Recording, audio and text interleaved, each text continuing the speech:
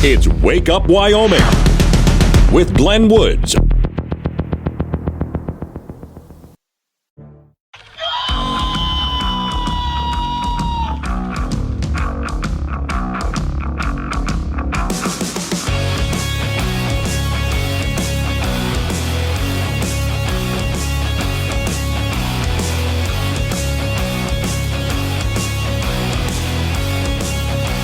.06 the time. It's Wake Up Wyoming. It's a Friday. Glad you made it. Now, I got some hard news for you today, and I got some really weird stuff for you today, too, because I like the weird stuff to get into the weekend. And, of course, it's open phones all the way. Today's show is sponsored by frog-flavored ice cream. Tastes like chicken, but it's frog. Yeah, these things just get worse all the time. All right, trigger warning. Warning, this show contains reference to guns, liberty, limited government, low taxation, the cult of climate change, free thinking, cigar smoking, short people, rubber chickens, Karen's bureaucracy, liberal buzzwords, tour runs, traffic, toilets, terrible jokes, and more. No apologies will be issued. Guest callers may express any opinion they want without fear of being canceled. Unless you're a loudmouth jerk like Dave, then Glenn will hang up on you. Strap in, hold on to your coffee, and feel free to participate. This disclaimer does not refer to every person named Dave, just one particular Dave from San Francisco. We know a lot of Daves. They call this show all the time, and they're great people. So don't call this program and complain that we use your name. That would be a real Dave move, Dave. Just not sure which to... There's two really great stories. I'll start with the Harvard professor. And by the way, that is the way you say that. It's Harvard University. This, to me, is just absolutely perfect. I see a story like this, and I want to go light a candle and an incense to Marconi as a thank you for the radio show prep that I get on mornings like this. Harvard University has an honesty professor. Yeah, that you heard me right. They have an honesty professor at Harvard University, which is one of the reasons I say this used to be a great institution, but it just isn't anymore. I just can't say that it is. Their honesty professor at Harvard University was accused of plagiarism and lying. So I don't expect people to always agree with what I say, but can you understand why I have trust issues? All right, here's the story. It's really funnier than satire, it says. Crazy time to be alive. Let's look at the article. Harvard University honesty researcher and professor whose work has come under fire for data falsification and also plagiarizing in some high-profile publications that she wrote. Not surprising, right? A book chapter co-authored by this woman who was found by the 2023 Harvard Business School investigation to have committed research misconduct containing numerous passages of text with striking similarities to 10 earlier sources. The source also included published papers and student theses, according to the analysis of Science of University of Montreal. Science has confirmed the magazine and the university that they've identified 15 additional passages in two books that she basically just plagiarized. And again, there's data in her research that was just made up out of whole cloth. All right. Her lawyer blasted the allegations, of course, which surfaced in September 2023 after they began researching her work. An investigation was stated by Harvard University after a graduate student criticized the validity of her research way back in 2020. So, by the way, this student who was criticizing her professor's research was told to knock it off if she knew it was good for her. That just makes me do it even more. If you say something like that to me, I'm just going to do it even more. Harvard's investigation recommended the university fire the woman. But, of course, they circle the wagons around her, right? Of course they do. Here's a headline from an article that's in front of me. I guess that's the quality of Ivy League schools these days. Yeah, and we've had several other Harvard scandals as well over the years. or even just last year, involving their president, who was found guilty of plagiarizing and lying as well. But this is what the university hires these days. Again, Harvard University used to be considered one of the most prestigious universities on the planet. If somebody showed up with a degree from that university, they were hired, and probably for a lot of money, which would be a good thing. These days, though, I wouldn't see the point in sending your kid there. You spend all of that money for what exactly? Okay, these are the kind of standards they have, right? All right, now, next story. Some years ago, I was listening to a story out of Atlanta, Georgia. And it was about something they were doing in downtown Atlanta, and they were going to have a ceremony. And so they hired a bunch of workers to construct bleachers and a stage and all this kind of stuff, assemble it all and paint the background and whatever for this big. It was something like they had a new city hall or something like that. And with that, they also asked for some artists to put a piece of artwork up behind the mayor as he spoke. So it was supposed to be a huge piece of art that stood behind the mayor as he spoke. As the workmen got done setting everything up and painting everything, they began to take down, if you're in construction, you got to clean up afterward, right? So as they're throwing away the scraps, the empty paint buckets, things like that, they also rolled up the tarps that all sorts of paint had been splashed on and threw it away. The artist, and let's put that in air quotes, artist, mad as hell. Because these rubes, these idiots who have no idea what art is, had taken his tarp, which was basically just splash paint, and thrown it away with all the other tarps that had splash paint on it. So he took it out of the trash, cussing those workers, and hung it back up. Well, no wonder the construction workers thought it was just one of their tarps, because it was basically just splash paint. Now, from Cody, Wyoming, there is where the so-called artist, Jackson Pollock, was born. And Jackson Pollock is famous for a bunch of splash paint. If you look at what he's done, he took a canvas, he would throw it on the ground and just start splashing all sorts of paint all over the place. And people would look at it and go, oh my God, this is wonderful. It's splash paint. A while ago, I came up with a definition. Now, this is my definition. It has nothing to do, you'll never find it in a dictionary or anything like that. It's my definition. Art is your ability to do something that not just anybody can do. And the fewer people who can do it, or I should say, let me back that up because I said art. Talent is your ability. I should know this. I'm the guy who made this up. Talent is your ability to do something that not just anybody can do. And the fewer people who can do it, the more talented you are. That's my definition of what talent is. Now, as far as what art is, well, that's in the eye of the beholder because, so for some people, something speaks to them and somebody else doesn't see anything in it.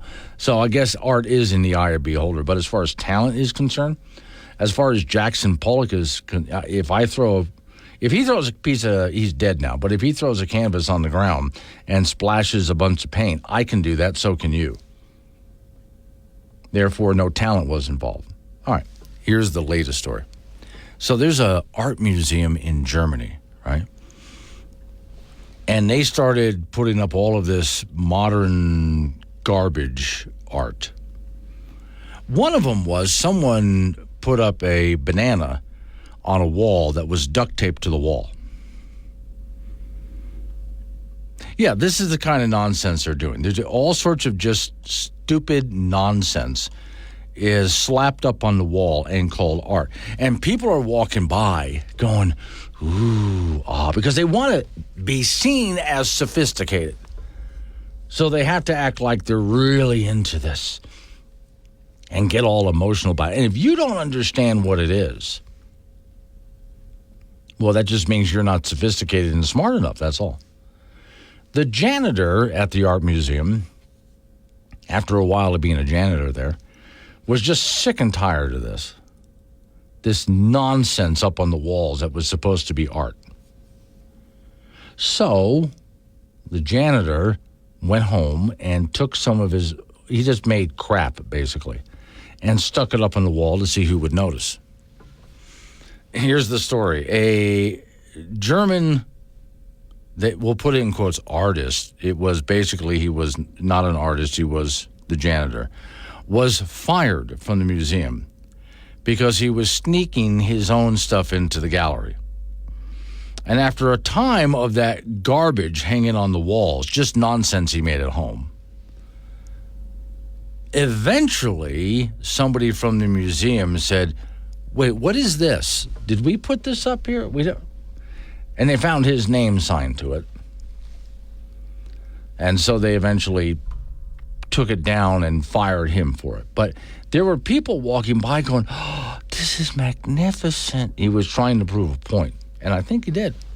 Let's Wake Up Wyoming. If someone asked you where the beach was, you could point in any direction and technically not be wrong. That's not a good enough excuse for your poor sense of direction. Your shirt is not tucked into your pants. Does that mean your pants are tucked into your shirt? You are so stupid. Dude, why do we say we slept like a baby when babies wake up every couple of hours? That's a good question. Good-looking people with terrible personalities are just real-life clickbait. Yeah. If your house was on fire while you were in the shower, would you survive? You want to test it? No, I'm good. Shame. You scare me. Got something to say? Call 888-97-WOODS or chat with Glenn on the Wake Up Wyoming mobile app from K2 Radio.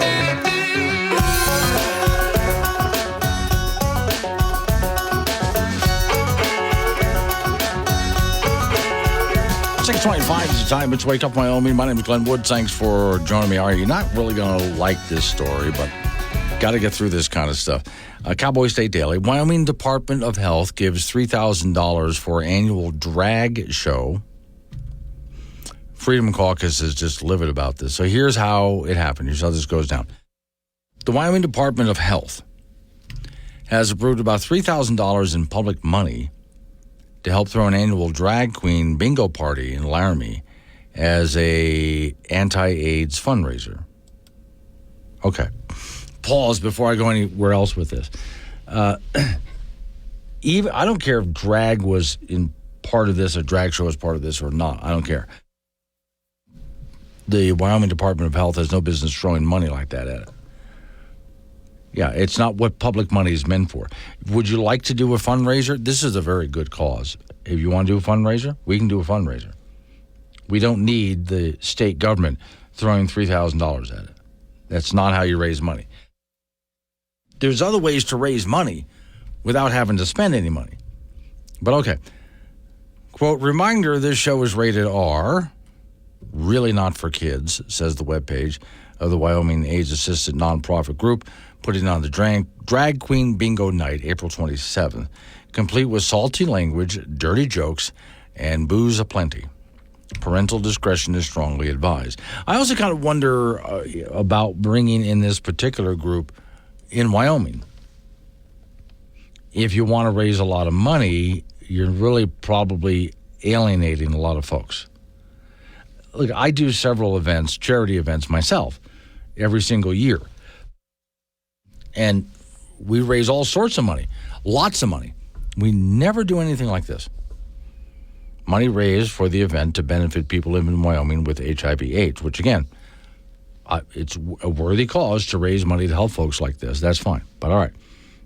Some online banners advertising the event listed the Wyoming Department of Health as a tax-funded state entity as the sponsor. Quote, while we would necessarily agree with the description of the department's grant support, as sponsorship, it's true a small amount of federal grant funding has been approved for the program to support the event planned and activities and so on. So, okay, Wyoming AIDS Assistance says it's offering free repaid HIV testing for the event. Again, it's a very good cause, but and this is where it creates, I believe, some division. You're not going to get everybody. They're not going to get everybody to the event that they could because of this. So I see that as part of the problem. But also, that's not how you spend taxpayer money. Even, as I said, if the drag queens had not been there, had not been invited, it's still, you don't need to throw money at it like this in order to put on such an event. That's not how these things are done. I work with nonprofits all the time, and I know this is not how it's done.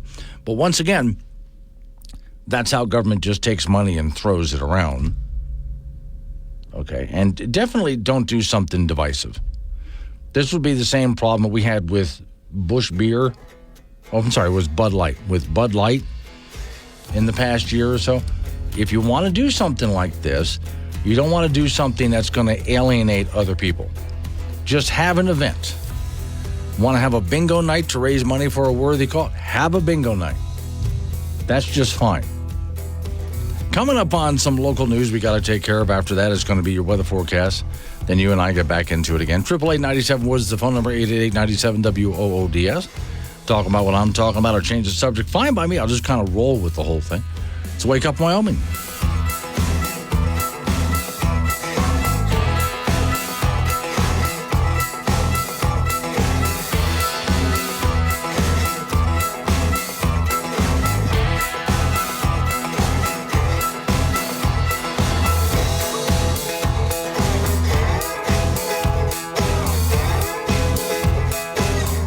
So many opinions, we had to build the Wake Up Wyoming mobile app to hold them all. Free download from AM 1030 K2 Radio.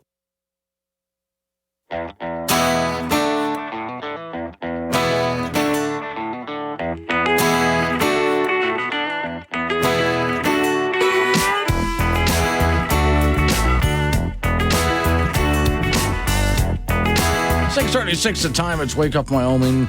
Off we go to the phones. James is in Casper. Morning, James. Good morning, sir. Yes, sir. I just got a question about this eclipse that happened a few days ago. Yeah. Is there something in the water that made them go so crazy? Because I don't remember that happening here when we had our eclipse. I don't think so. Now, which brand of crazy? The one from The View where some lady thought it was due to climate change?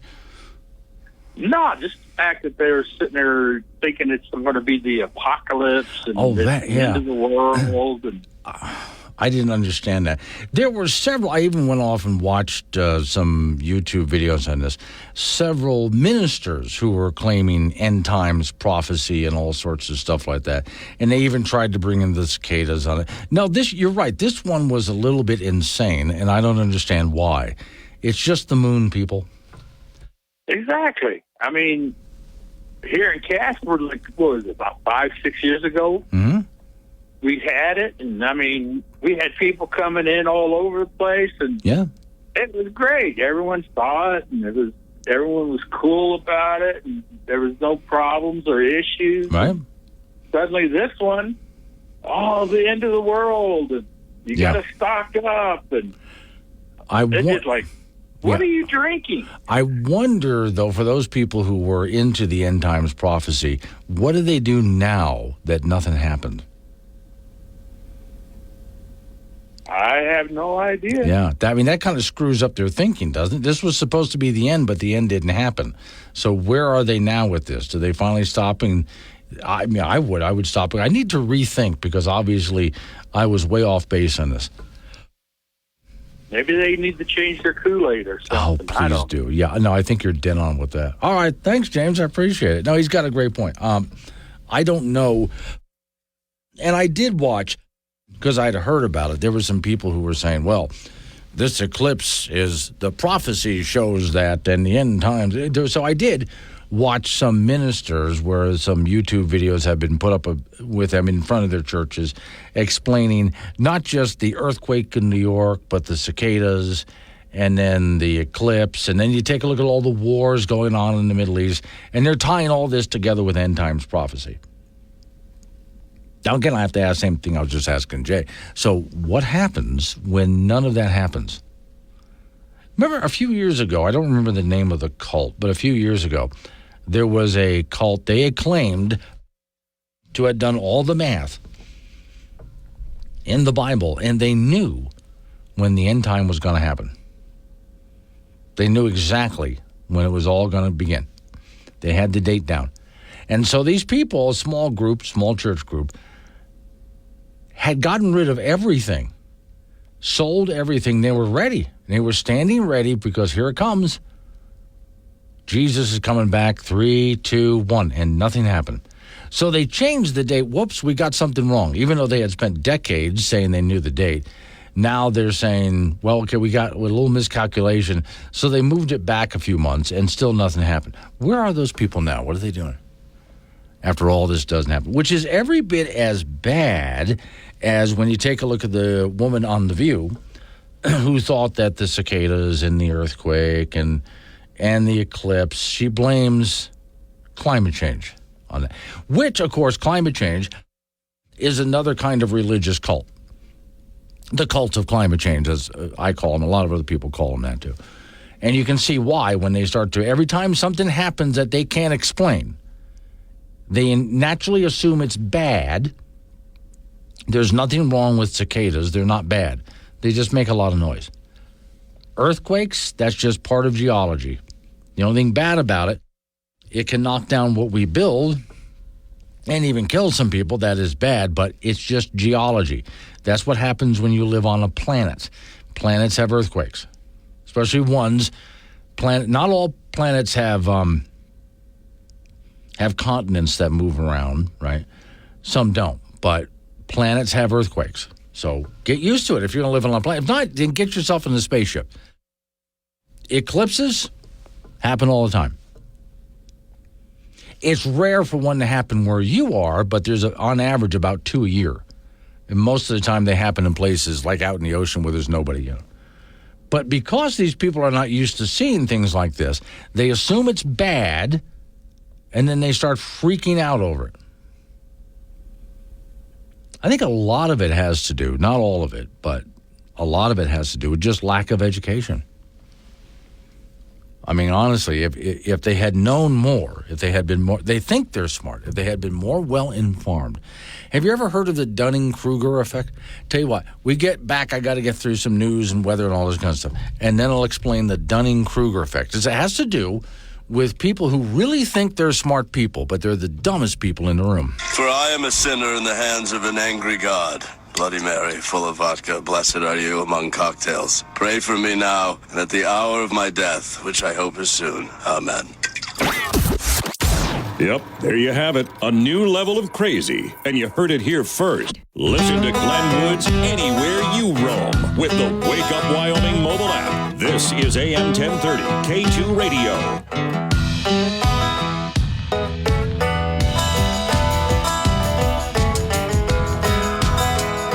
6:48's the time. It's Wake Up Wyoming. Off we go to the ice box where Frank Gambino is waiting by. Frank, every so often, there's some idiotic challenge on social media, right? Wait, hang on a second here. Is he there? Oh, wait, Miss Mary, are we supposed to call Frank this morning?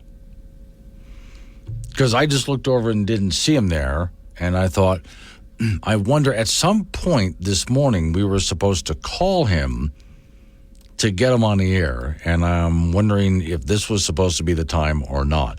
So, okay, find that out, because, no, I'm looking out over. See, what I can do is look over at the door. I will try, she says. Okay. Let's go ahead and punch this up just in case. Frank Gambino, Studio 6. Frank Gambino, Studio 6. Yeah, okay. Well, hang on. Phone is ringing over there. Push that over here. Is this Frank?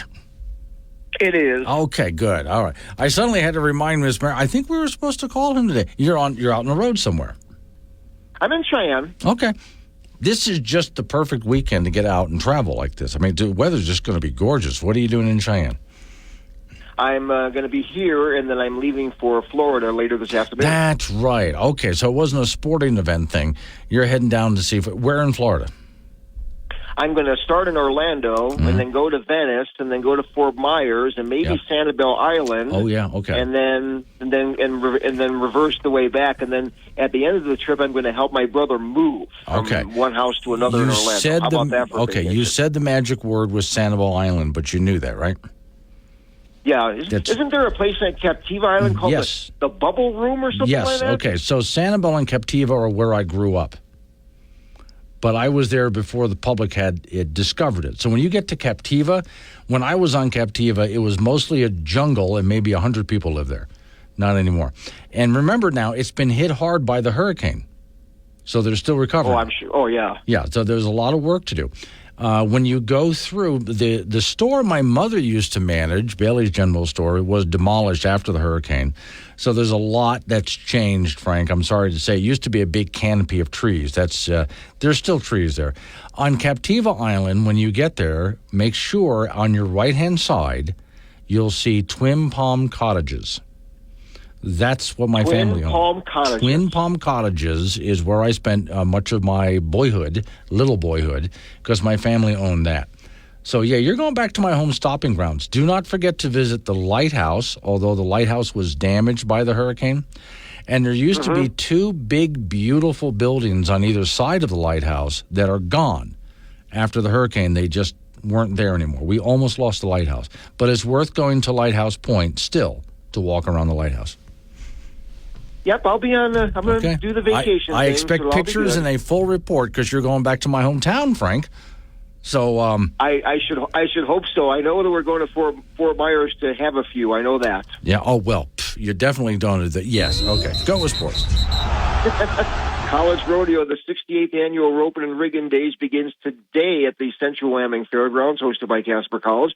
There'll be a slack round this afternoon at 1, another one at 10 a.m. tomorrow. The three main performances will be tonight, tomorrow at 6 p.m., and Sunday at 10 a.m. On the men's side, the University of Wyoming is first in the team standings of the Central Rocky Mountain region, with Casper College third and LCCC fourth. UW's Bodie Matson leads the all-around and the tie-down roping. James Perrin of Casper College leads the regional standings in the saddlebrook, and his teammate Chase Siemens leads the bareback. UW's Caden Berger is the regional leader in the steer wrestling. On the ladies' side, LCCC's Rain Grant, the Wheatland native, is second in the all-around in the Central Rocky Mountain region. She leads the barrel racing event. Jordan McNamee of UW leads the breakaway roping, and her teammate Rihanna Day is third in the goat tying. So plenty of college rodeo in Casper for the next 3 days. In girls' high school soccer today, number 1 Cheyenne East will be in Gillette today to meet second-rated Thunder Basin. Also, Kelly Walsh will be at Cody. Cheyenne Central at Campbell County. Natrona goes to Worland, and Cheyenne South goes to Wheatland. High school track and field, Natrona with a 5-team meet later today with Burns, Rollins, Big Piney, and Upton also hosting events. Powell with a big meet tomorrow. Laramie and Tongue River hosting events tomorrow. High school soccer, the Kelly Walsh boys and girls will be in Evanston today. The Natrona boys and girls go over to Rock Springs. Cheyenne Central and the Cheyenne Central boys and girls will host Cheyenne South. The Cheyenne East girls will be in Laramie, and the Cheyenne East boys will host Laramie later on today. Wyoming Cowboy football team will have a practice that is open to the public tomorrow at War Memorial Stadium in Laramie in conjunction with spring drills. That will start at 10:15 a.m. The Cowboys will have a couple of more weeks of spring workouts, and the annual spring game will be April the 27th at Cheyenne East High School. Okay, safe travels out there. I'm just jealous you're going back to my old stomping grounds. Hope you have a great time out there. And yes, make sure that you find some nice watering hole and sink your toes into the sand and listen to Jimmy Buffett. I can do that. Okay. That's my prescription, as if I'm your doctor. Okay? Well, thank you, doctor. I will adhere to those instructions. Yeah, Dr. Woods. It's Wake Up Wyoming.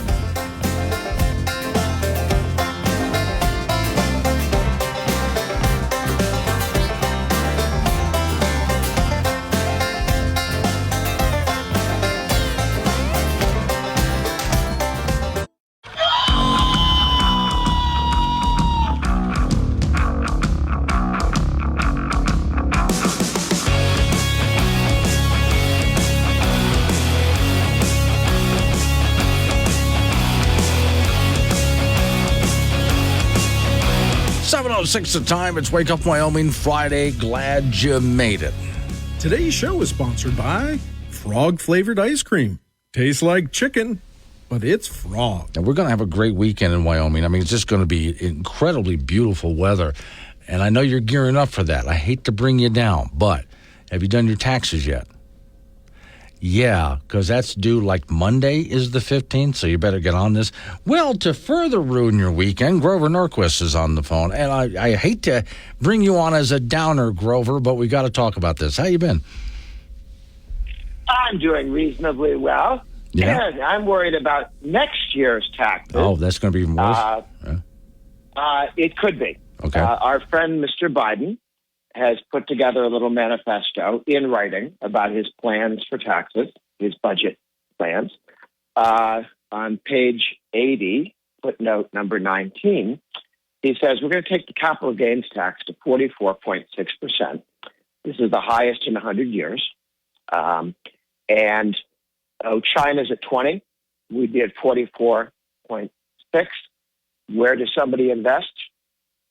In the United States under Biden, where if you have a successful investment, he wants to take almost half. If you live in California at 60%, because they add their capital gains tax to it, then the high 50s for New York and New Jersey, as long as Wyoming stays income tax free. But it's still 44.6% for crying out loud. If he gets his way. He also wants to raise the personal income tax, the business tax, the corporate income tax, which is 21 now, which is about the European average. He wants to take it to 28, higher than France, higher than Britain, higher than China, so that we can't compete with the world unless we want to compete on lower wages, which is what Biden's forcing us into. So between inflation and then higher taxes. Oh, and let's not forget, all of that borrowing makes our money worth a whole lot less. So obviously that means the economy's doing great, right, Grover? Well, he also wants to have another death tax, in addition to the one we have now, where he gets rid of the step-up in basis. What does that mean? That means you get taxed on all the inflation that takes place during your lifetime. So if you're lucky, you can pay your death taxes on Carter's inflation, and then fast forward, and Biden's inflation. Okay. So you're really getting he is the second incarnation, not of Obama, but of Jimmy Carter. Right. Inflation, taxes. Well, I remember back in that era, stagflation, a stagnant economy with high inflation. And I think in part, that's how it was created.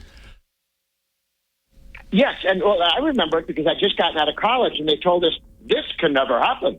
If you print a lot of money, the economy goes well, and if you borrow money, that's called Keynesianism, and it'll make us all rich if the government borrows money and spends it, and if the government spends money, it's better than if you spent the money. I never understood that one. And then all of a sudden, everything they told me at college, I'm watching Jimmy Carter do, and it really doesn't work. And the establishment left just was in a panic. Their world had fallen apart around them. It's like the Soviets about 10 years later. What in the world is happening? They didn't understand it. Okay, so here's what was handed to me yesterday, and I read it on the air. I got to read it on the air today and Monday, too. So if you earn it, income tax it. If you live somewhere, anywhere, property tax it. If you spend it, sales tax it. If you save it, inflation tax. If you invest it, capital gains tax. If you start a business, license taxing. If you own a good business, profit tax. If you give it away, there's a gift tax. Can't even give money away. That's tax. If you die, inheritance tax. Did I miss anything? Well, there are different iterations, but I think you covered the big ones.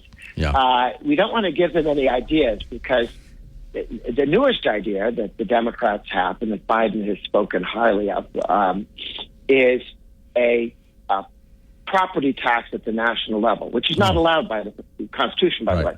Meaning, if you have stock in like your pension plan or something, and it goes up because the stock market goes up, because it's supposed to, so that you can retire and have some money, right? Sure, yeah. They're going to say, well, your stock went from $50,000 to $60,000.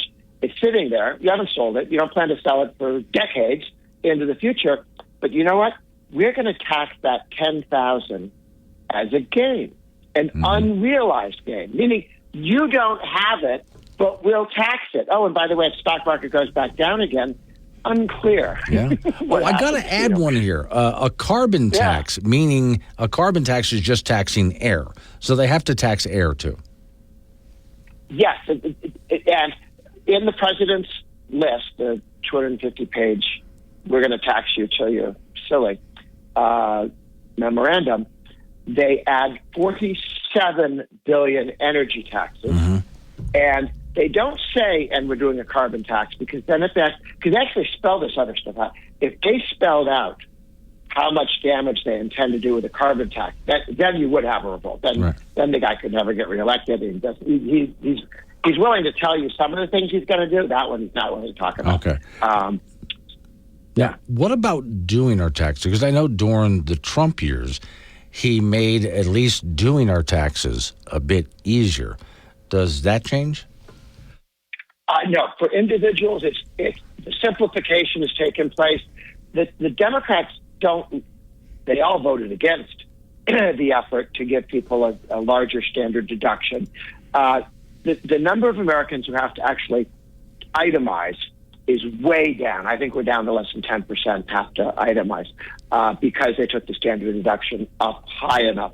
So that means you don't have to go around and pick up every piece of paper and every check you wrote to church and things like this. And for most people, that itself is a big simplification and extremely helpful. That has not been taken away, but one of the things that Biden has passed, they passed a law in the COVID thing. Okay, it's very important for COVID, that if you sell stuff out of your basement or a garage sale or whatever, or on eBay, it used to be that you had to actually be running a business. You had to, make several, make more than 200 sales and so on, and it had to be a lot of money before you had to report everything. Now, if you sell a motorbike for a couple $1,000, it used to be 10. That gets reported to the IRS. This is under the law right now. That gets reported to the IRS by the person you sell it to, by eBay or Craigslist or something. That's who's going to give it to the government, because the government tells them they have to, not because they want to. And unless you can find that receipt that you bought it for more than $2,000, that's no income. Right. And you better pay taxes on it or you're in trouble. Okay. It is going to be tens of millions of pieces of paper flying around that you're going to have to keep track of. So to answer your question, the Biden administration has already wiped out, for many people, any of the benefits for less complexity. Now, that said, it's so unpopular. People hate it so much that the Republicans said, let's repeal it. This happened under Obama. Obama passed this stupid law. And people hated it so much, but we had a Republican House and Senate. They voted to repeal it, and Obama said, okay, we're getting rid of it quietly. Please don't embarrass me and remind everybody I wanted this to happen. So we didn't say anything. We just got rid of it. Under this president, oh, no, I want to leave it there because we intend to enforce it later. But here's what we'll do. The IRS will disobey the law, not collect all this information, and not do anything with it. But that's illegal. Yeah. They don't care. They're just not. What that allows them to do, though, they get past this election, then they go, ding, law's back in. That's right. So you have a bureaucracy deciding whether or not to obey the law based on the necessities of the Democratic Party. This is really, because Democrats don't want to go into an election with this being discussed. Right. So they ask the IRS, please just don't enforce the law. Can you imagine? On that note, we're that far away from rule of law. On that, I think of also, because of all that they want to do, also enforceability. Because last I heard, the IRS was having a problem finding the 80,000 people or whatever they were supposed to hire. It's really difficult finding anyone who even wants the job. Do they have the budget and the manpower to enforce all of this? Well, if they went to work, they do. But remember, half of the people at the IRS, as the head of the IRS, Mr. Werfel, admitted more than half of the people in the IRS do not come to work. Okay? Now, theoretically, they're working from home, but there was a small problem because recently it came out in the newspapers that over the last years, there was a gentleman who, quote unquote, worked at the IRS, but 169 times he was caught out playing golf when he was supposed to be at work, and 29 times he was playing golf when he called in sick. Okay, the IRS didn't catch him. Nobody noticed. Yeah. But somebody at the golf course said, and sent a little note in. I guess he didn't like the guy. There seems to be this guy who says he works for you, but he's always playing golf out here. Well, that they actually had to do something about it. They moved to fire him. But the union for the IRS, which gives 90+% of all its money to the Democratic Party, surprise, surprise, we have a one-party IRS. If you're wondering why you get audited, check your party identification. And so they said, no, you can't fire a guy just for not coming to work and lying about being sick and playing golf during the working day. And this is before COVID, by the way. This is before half the people in the IRS are working from home. But Werfel, the head of the IRS, the political guy that they put in for Biden and the Democrats put in, he says, oh, no, everybody at home is working very hard. And all of a sudden, this is the newspapers. For years, he's known about this one example. Again, it's only one example, but remember, they didn't catch him. Yeah. They weren't looking.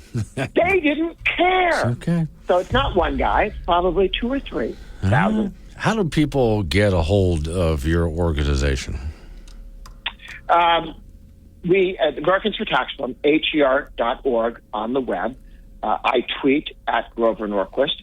And if you text the word Biden, yes, the president's name, text Biden to 50446, we'll send out weekly notices on what's happening on taxes. Not going to get any fundraising, just here's the facts on what's going on in taxes, both state and federal. That's 50446, and you text Biden's name, because we're always working on his taxes and have lots of information about what he's up to with tax and spend. Are you guys going to be able to stop the imposition of a corporate income tax in Wyoming? I keep hearing that somebody's threatening to do that. That comes and goes. Every so often, that rears its ugly head and gets shot down. So far, that's been the case. I expect in the next, so we have every other year, we have a legislative session. This year was a budget session. So I expect in the legislative session, somebody will try to bring it back up again, and hopefully it gets shot down again, along with Medicaid expansion. We don't need that either. Okay. Just so people in Wyoming know, North Carolina is phasing their income tax down to 0. They're doing it very responsibly and taking time and making sure that, as revenue comes in, every time that happens, they cut the income tax so that it goes down. They've got all the money they need, more than enough they need for the government. But while they were phasing the personal income tax down, they said, what's this other annoying little thing in the rearview mirror? Oh, that's the corporate income tax. Well, what are we doing with that? And so they decided, okay, that's going. Yeah. So they're phasing that down to 0. And Iowa, they had a corporate rate at 12%. I think that was the highest in the country, 12%. Now down to 7%, and they're taking it to 0. Okay. So other states are there are 10 states that have said we're going to go to a 0 personal income tax rate. That's going on right now. Everything from Mississippi, Utah just announced. The governor said, this is our plan. We're going to 0. We're not going to. We see everybody else going to 0. We're going to 0. Arizona went down to 2.5 on the way to 0. Oklahoma's committed to 0. So is Mississippi, Louisiana, North Carolina, Kentucky, and West Virginia passed the laws to phase to 0. Next year, New Hampshire is at 0 personal income tax. Next 1 year from today. So a lot of states are going to 0 on personal income tax. At least 10, I count. But a number are also getting rid of their corporate income tax. So the idea that you can put that back in and no one will notice, the flags will go out and say, everybody's marching in the right direction and Wyoming's going in the wrong direction. That's not where you want to be. All right. Grover Norquist, Americans for Tax Reform. Thanks again for coming on this morning. Always good to talk to you. Absolutely. Thank you. Let's Wake Up Wyoming. Do you have mental illness in your family? I have an uncle who does yoga. Allergies? Cowardice and weak-willed men. And hazelnuts. Sexual history? Epic and private. Okay. Well, that image is going to stick with you all. Hope. You asked for an expert. We didn't have the budget for that. Wake Up Wyoming with Glenn Woods. Weekdays 6 to 10 a.m. and 24/7 on the Wake Up Wyoming app.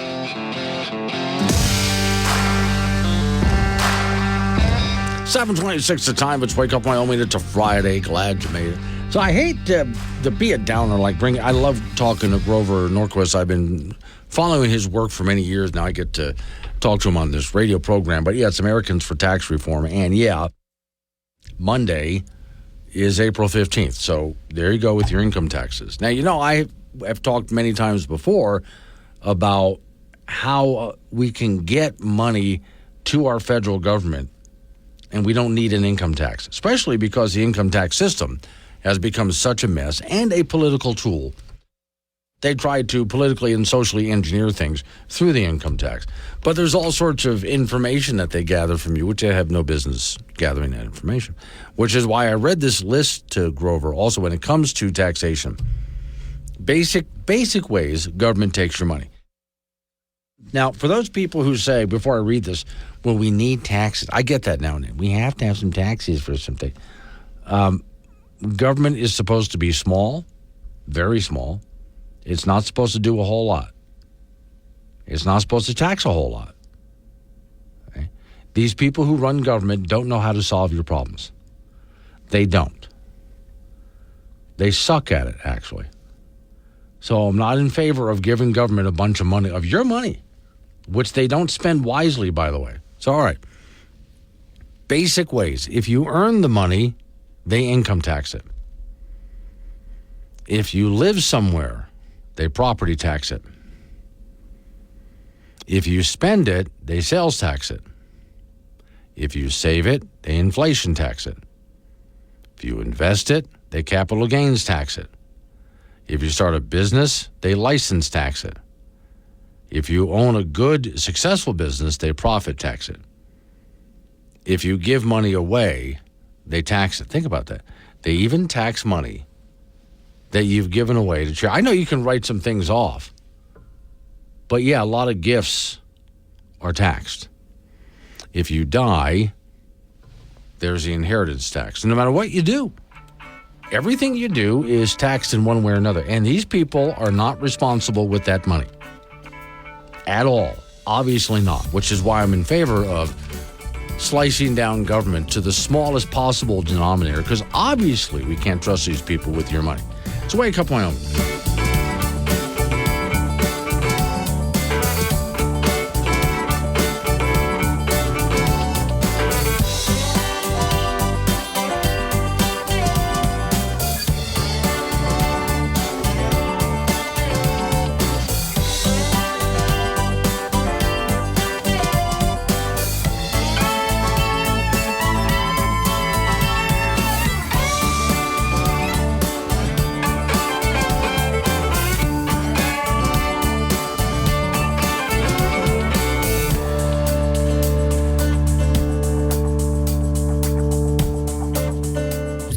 The best talk show host in the state, within his price range. Tune in to Wake Up Wyoming with Glenn Woods, weekdays at 6.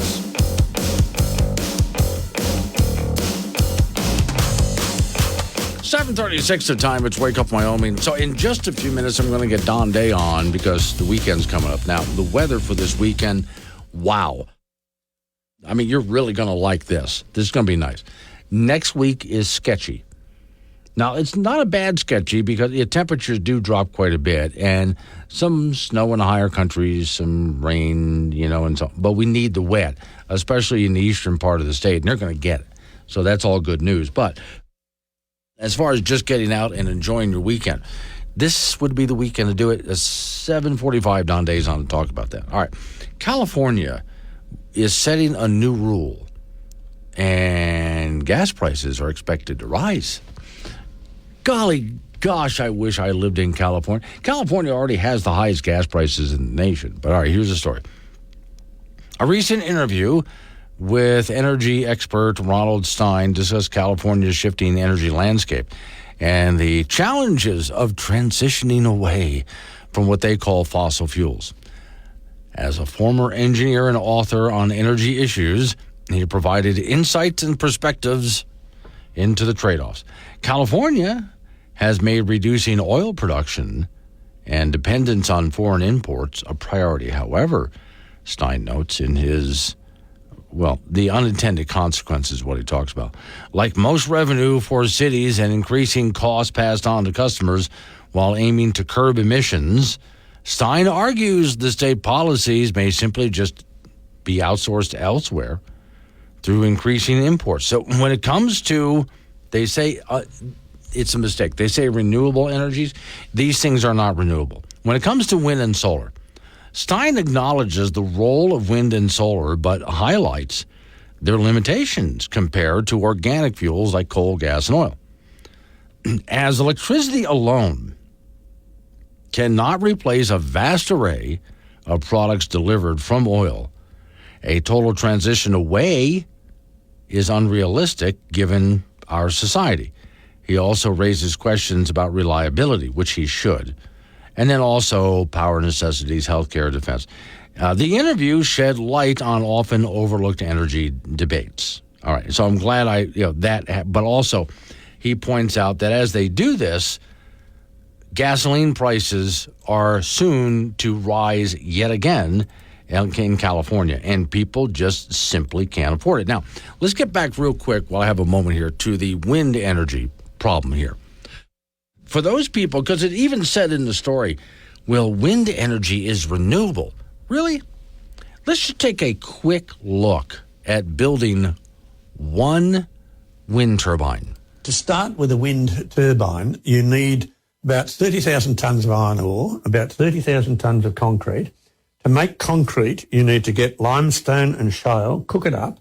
Limestone's got 44% carbon dioxide in it. That carbon dioxide goes into the atmosphere, you sinter it, and you grind it up and you have cement. You've then got to quarry stone to make the aggregate, to make your concrete. You've then got to transport that 30,000 tonnes just for the foundation for one turbine. So you use a lot of concrete to make a wind turbine. You use a lot of steel to make a wind turbine. But then you get into the generator. Now, the generator uses rare earth element magnets. We used to have magnets made out of iron. We then found it a bit better to have an iron cobalt magnet. We now find that magnets made out of rare earth elements are much better. Rare earth elements mainly come from a part of China, Bayan Ore, and that rare earth element ore is quite rich in uranium and thorium. I've been to Bayan Ore. It is probably the greatest environmental disaster of the world. Okay, he goes on and on from it, but you get the idea. Making these things, which is why I've said many times to you folks, making wind and solar is toxic, highly toxic. Disposing of it, same thing. And don't forget now, you cannot build a solar panel unless you use petroleum and coal. That's actually part of making the panel. So for those people who want to keep this stuff in the ground, they have no idea how this stuff is made. They have no clue how this stuff is made. There's no way you can keep coal and oil in the ground if you want your wind turbines and solar panels. And then we got to talk about the bird kills and all of that kind of stuff. So on and on it goes. Without the subsidies, they go out of business because they don't make money. I mean, the list is also unreliability. I mean, just completely unreliable. If it gets too hot or too cold or too windy or not windy enough, these things, wind turbines don't work. Solar panels don't work at night or when it's too cloudy or when they're covered in snow. Somebody posted a meme which was just idiotic. They showed the International Space Station with their solar panel arrays and tried to say, see, those people who say solar panels can't work in the cold, it's really cold in space. And my answer to them was, nobody ever said solar panels cannot work in the cold. Nobody ever said that. Solar panels don't work well when they're covered in snow, if they work at all. So you see how, once again, the other side of the argument is misrepresented. 742, wake up. Honestly, he's just happy to be here. Catch Glenn Woods on Wake Up Wyoming, weekdays at 6 on air, on Alexa, and on the Wake Up Wyoming app.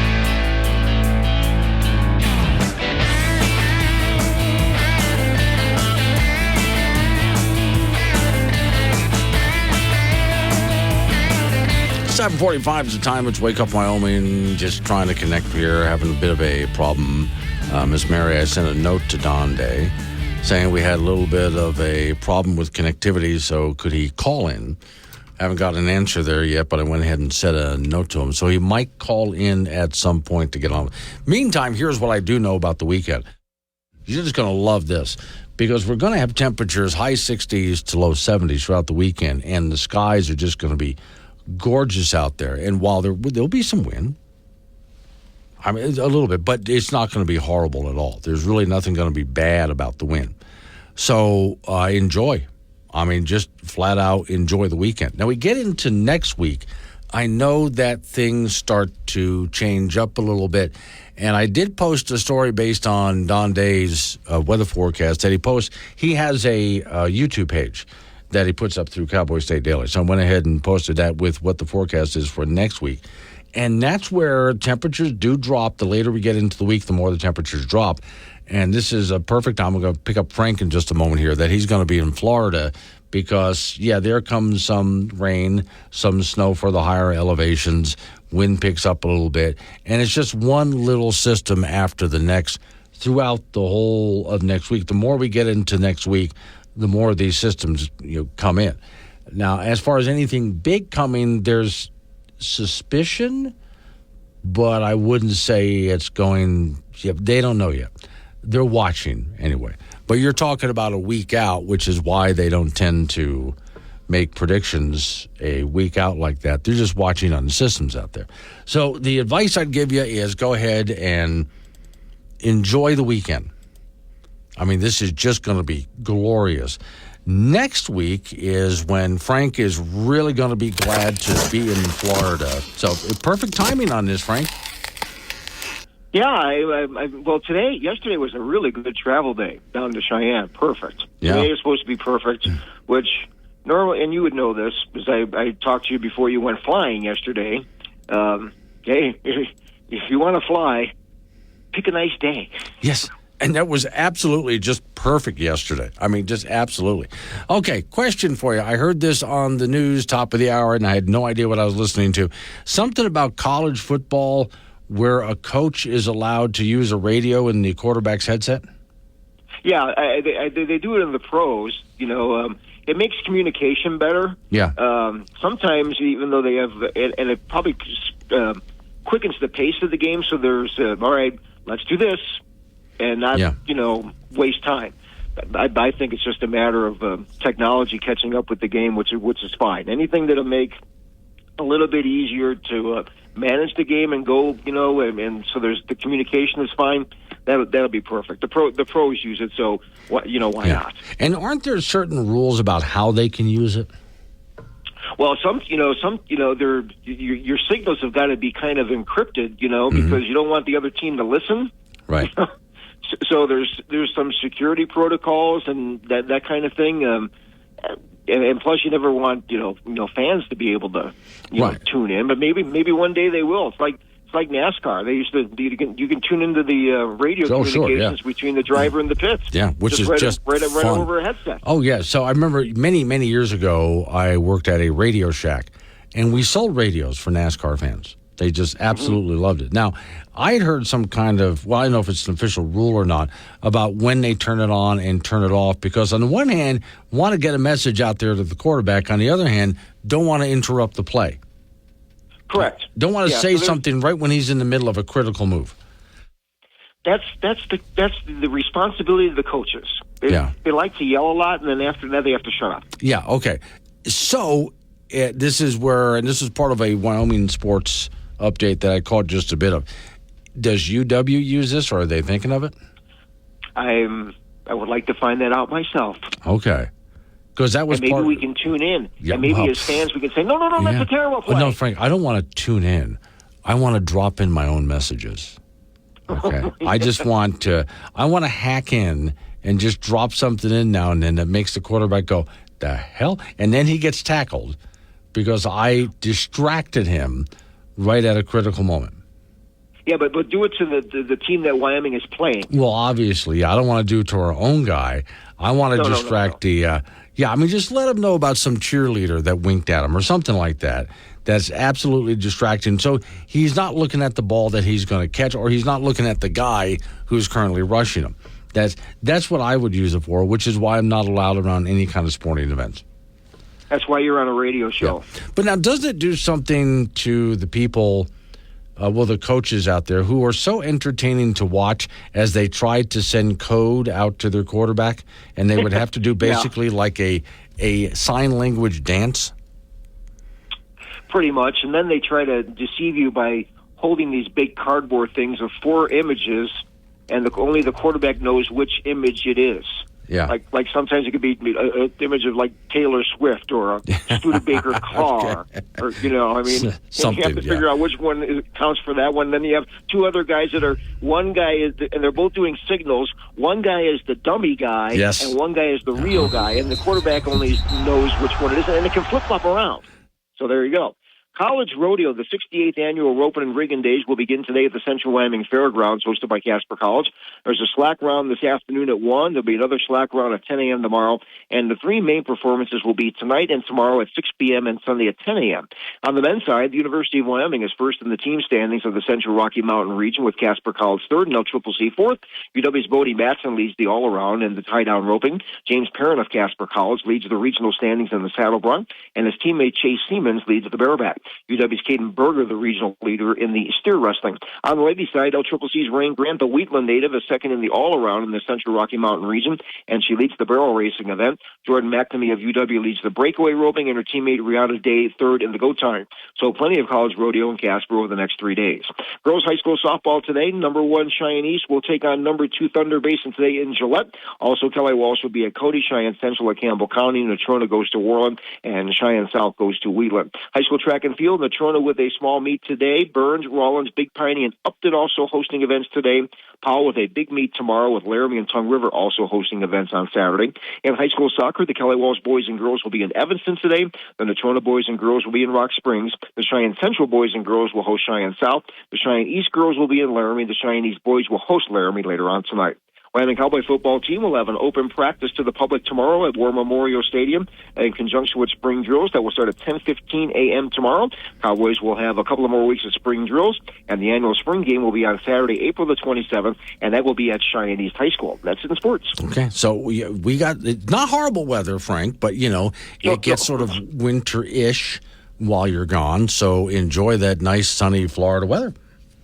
I'm going to. It's going to be in the mid-80s, and very little rain. It'll be, which is, you never know down there. And you're there to help somebody move?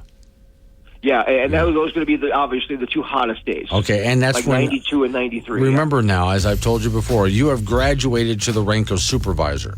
So you don't really have to lift anything. Sit on a lawn chair, open some beers, and point. That's what you do.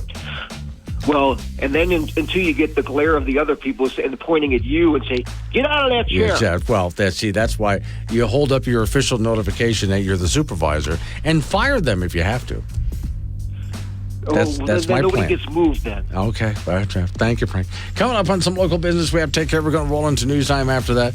National local update on the... we will get an update from Don Day. He is going to call back with that official weather forecast. There's just some problems here connecting with him, right? But we'll do that 8:06 if you want to hear the extended Don Day forecast. Wake up, Wyoming.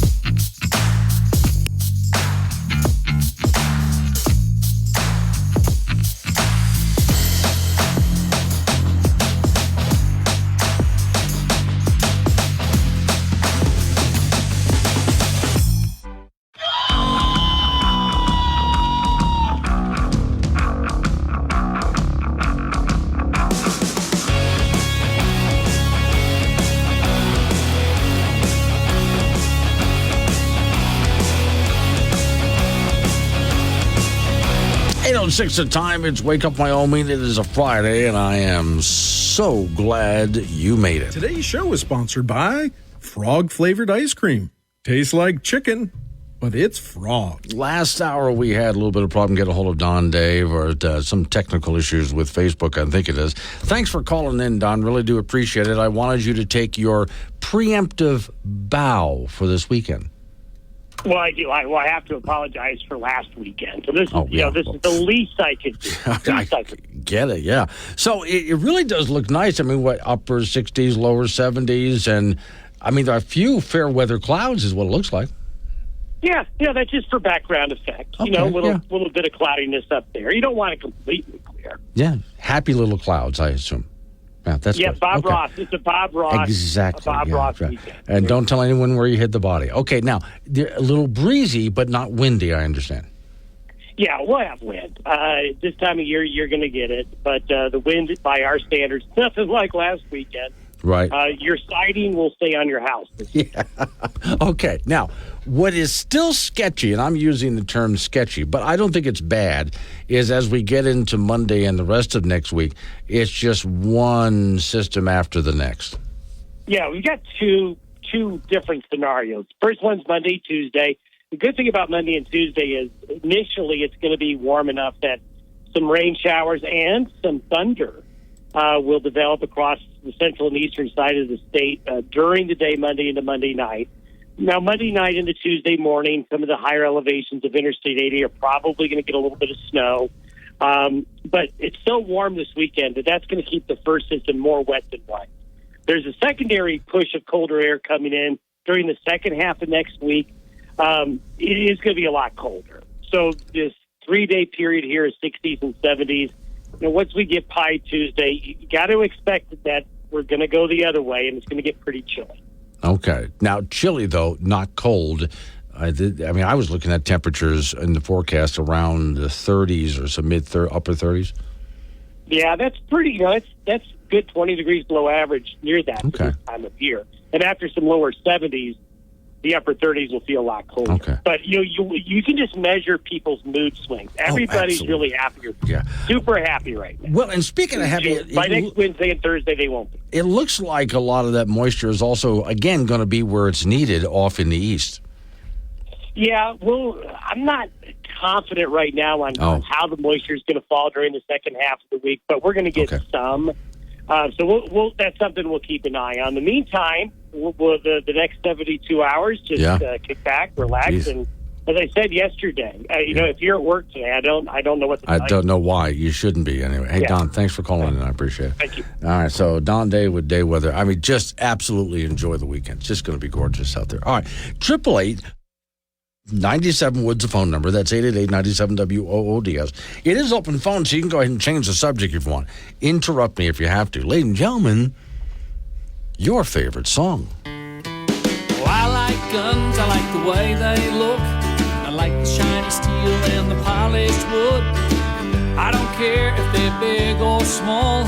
If they're for sale, hell, I want them all. I like guns. I like guns. I like guns. And I'm going to put the gun stories on hold because Bob in Castor wants to talk solar panels. Hi, Bob.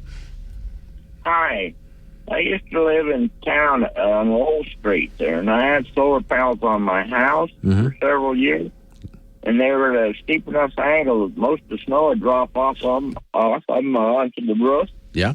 And in the coldest days or in the darkest days, they always put out power and heated all the water in the house. I had 150 gallons of water on hand all the time and everything. And they never killed no birds or any animals, No. Well, the solar panels are not killing anything except when... Now, first off, was this the kind of solar panel that just heated water, or did it make electricity? It made electricity, too, and I'd get a little check back from the PP&L. Yeah. Oh, it's a month. It wasn't very much, but when it produced enough electricity that, that I could feed some back to the PP&L. Well, now, where it became a problem is when they build these massive solar farms, and, of course, that does affect the wildlife that's out there. It's the wind turbines that's killing the birds and the bats. Yeah. But the solar panels, they build these massive farms, and they often... Go ahead, Bob. I just came back from down I went to Yuma, Arizona, and they had massive solar farms that covered hundreds of acres down there.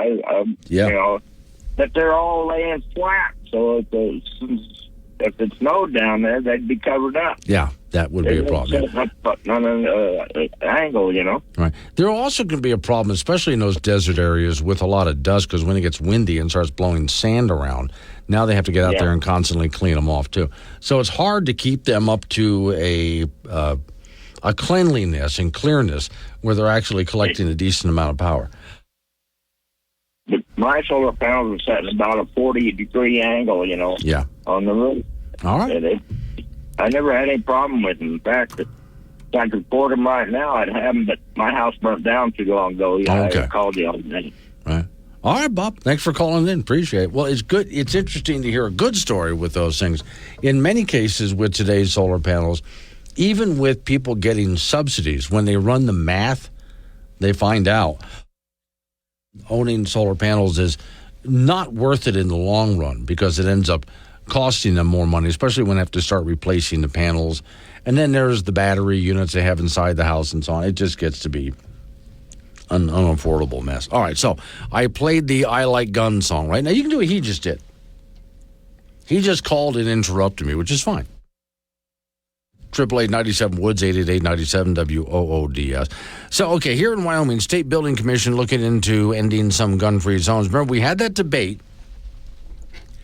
here in Wyoming, and a bill was passed to get rid of gun-free zones, including at the state capitol and city council meetings, things like that, certain schools. So that was vetoed by the governor. Here's the latest. Wyoming State Building Commission is drafting rules to allow people to carry firearms in state-owned buildings and facilities. The consideration comes after Mark Gordon outlined a plan on his March 22nd veto letter to Secretary of State Chuck Gray regarding House Bill 125, which would have repealed gun-free zones and preempted amendments. So the draft rules would allow state employees and the public to exercise their Second Amendment concealed carry rights in state-owned buildings and facilities that are operated by the executive branch. And the SBC is considered consistent of Governor Gordon's and State Auditor Christy Racinas and Superintendent of Public Instruction and State Treasurer Kurt Meyer. Gordon said in a statement Thursday that the conversation has been a long time coming. He said, "I'm delighted that we, as a state building commission, are taking a comprehensive look at eliminating gun-free zones where appropriate, using fair and deliberative process." So that's what's happening now. That's as far as we know. Now, well, where that goes, we'll see when it happens. On that note, let's fact-check something. I came across the Brady campaign. Remember that with the Brady bill and all that? Falsely claims that gun-free zones, I'm sorry, let me do that again. Falsely claims guns are rarely successful in self-defense. Really. Hang on to that thought. You and I are going to take a look at that next. Glenn Woods. He talks to you, not at you. Be part of the show at 888-97-WOODS. This is Wake Up Wyoming on K2 Radio.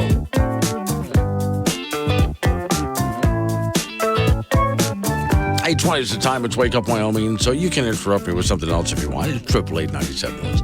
888-97-WOODS. Okay, so let's fact check something.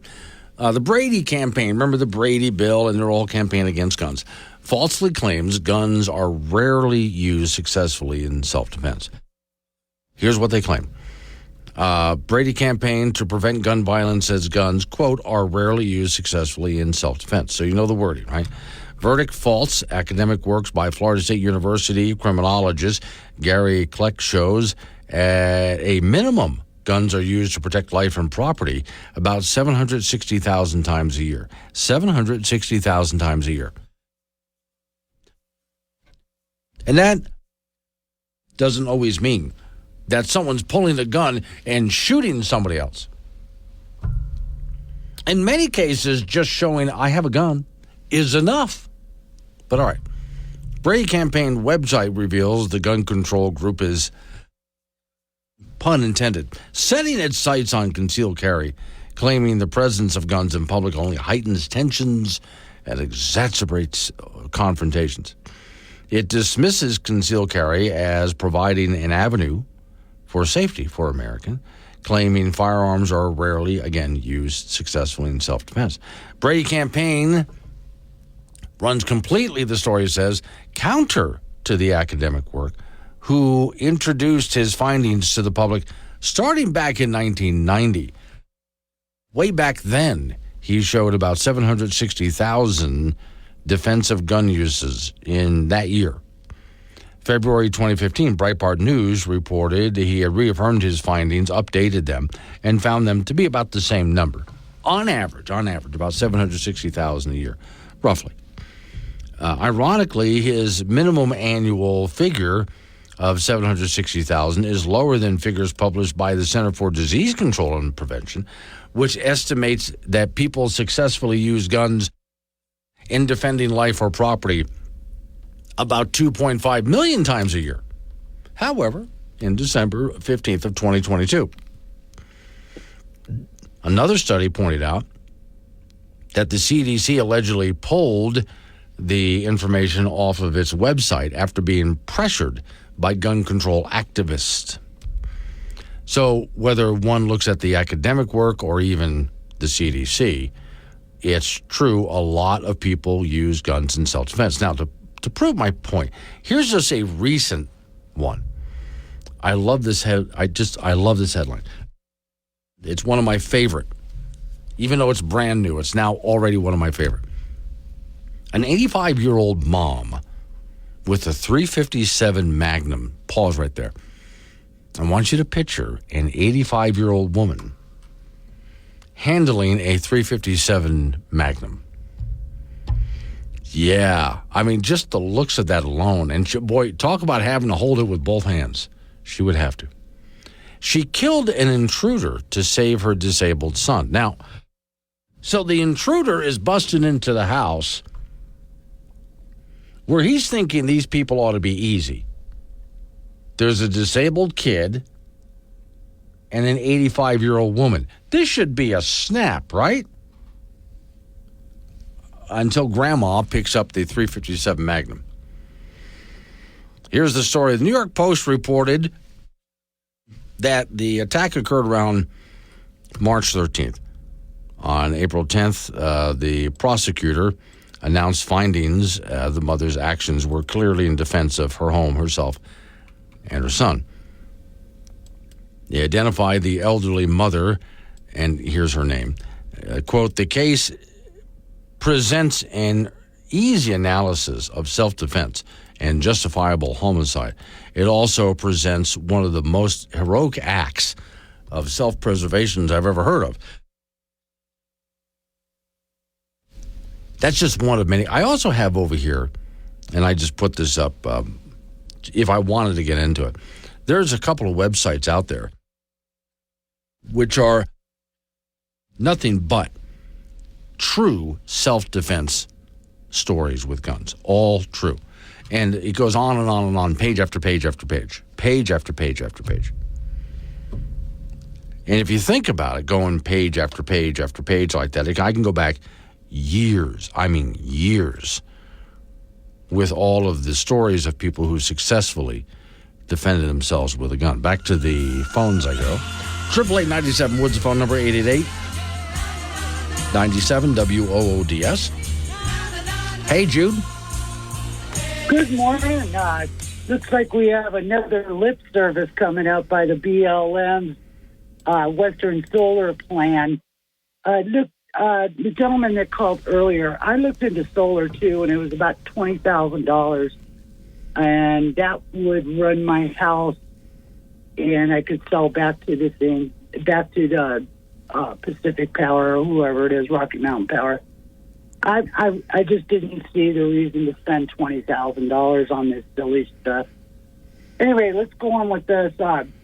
Okay, they're wanting to offer, let's see, BLM wants to increase solar energy production on federal land 15-fold over the next 20 years. Okay, so that's roughly 3 million acres of solar farms in Wyoming. What is wrong with these people? Yeah. You know, I look at this stuff, I read this every day, and I did a little research. You know, wind and solar barely pay 2% in taxes. Yeah. But they get $80 million in subsidies. And it comes back to the same thing for me. Why are we doing it? Why are we closing our coal-fired plants when it is still the cheapest form of energy? And in most fact, reliable and clean. Well, here's another. Also, yeah, it's more reliable and clean too. But here's a headline for you: Wind solar project gets huge federal assistance from Biden administration. And I have a story which I'll get into later, but they want to give federal assistance to Wyoming wind project. I mean, just a bunch of money. And yet, if you want to go and put up natural gas or coal or oil, you're not going to get that kind of assistance.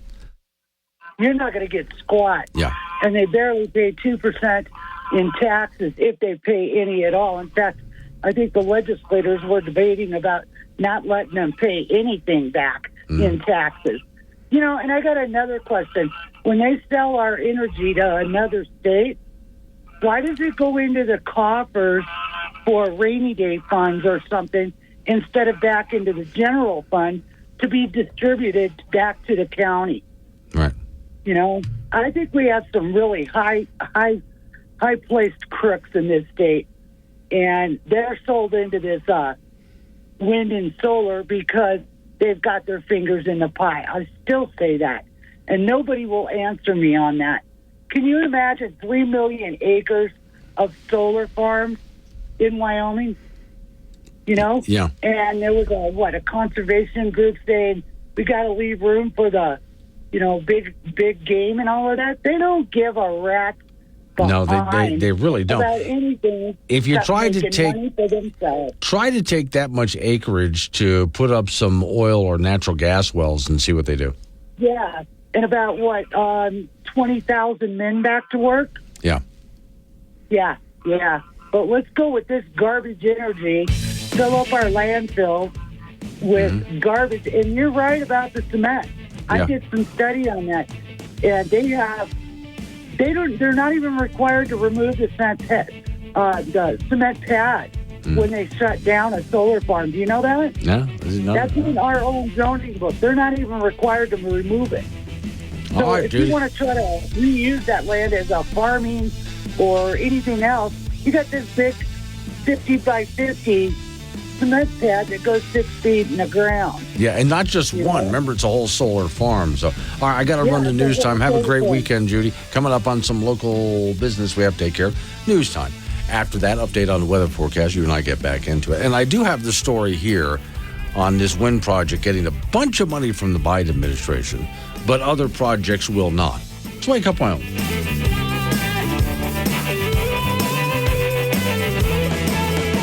Possible. Covering world-ending catastrophes I like the for fact years that with to this come. program, there's It's people Wake all Up over the Wyoming region. with Glenn Woods. Find content, chat live, up to, and let's say, listen the on Montana demand border. on the Down Wake Up past Wyoming Denver, we get mobile app. calls way down there sometimes, and just as wide. I mean, huge area. Because, in part, the show is on multiple radio stations, but also people listen off the Wake Up Wyoming app, which is free to download at your app store. Also, when the show is over, the program becomes a podcast, which you can listen to using the app anytime you want. It's free. So you can go ahead, use your app, you touch on demand, select Wake Up Wyoming, and pick the show that you want. And it's condensed. We get rid of news, sports, most commercials, weather forecasts, just so you can get down to the meat of the show.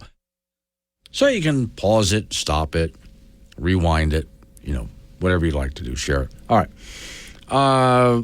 Cowboy State Daily, developers of a wind and solar project in Wyoming are about to get an economic benefit from federal rule on Thursday. Meanwhile, mining, oil, and gas interests are having a difficult time digesting the power agenda of wind and solar because outlined in the new wind and solar rule, which again, laws written by bureaucrats, right? They can say it creates an uneven playing field. On Thursday, the Biden administration announced an updated regulation to incentivize and expedite wind and solar development, identifying priority areas located on public lands. The new regulations designed to help the administration achieve its goal of what they say, get this, creating a pollution-free power sector by 2035. Pollution-free. Okay. Well, I know, Judy, you just heard this, but I'm going to go ahead and play it again. Let's build one wind turbine. To start with a wind turbine, you need about 30,000 tonnes of iron ore, about 30,000 tonnes of concrete. To make concrete, you need to get limestone and shale, cook it up. Limestone's got 44% carbon dioxide that carbon dioxide goes into the atmosphere, you sinter it, and you grind it up and you have cement. You've then got to quarry stone to make the aggregate, to make your concrete. You've then got to transport that 30,000 tonnes just for the foundation for one turbine. So you use a lot of concrete to make a wind turbine. You use a lot of steel to make a wind turbine. But then you get into the generator. Now, the generator uses rare earth element magnets.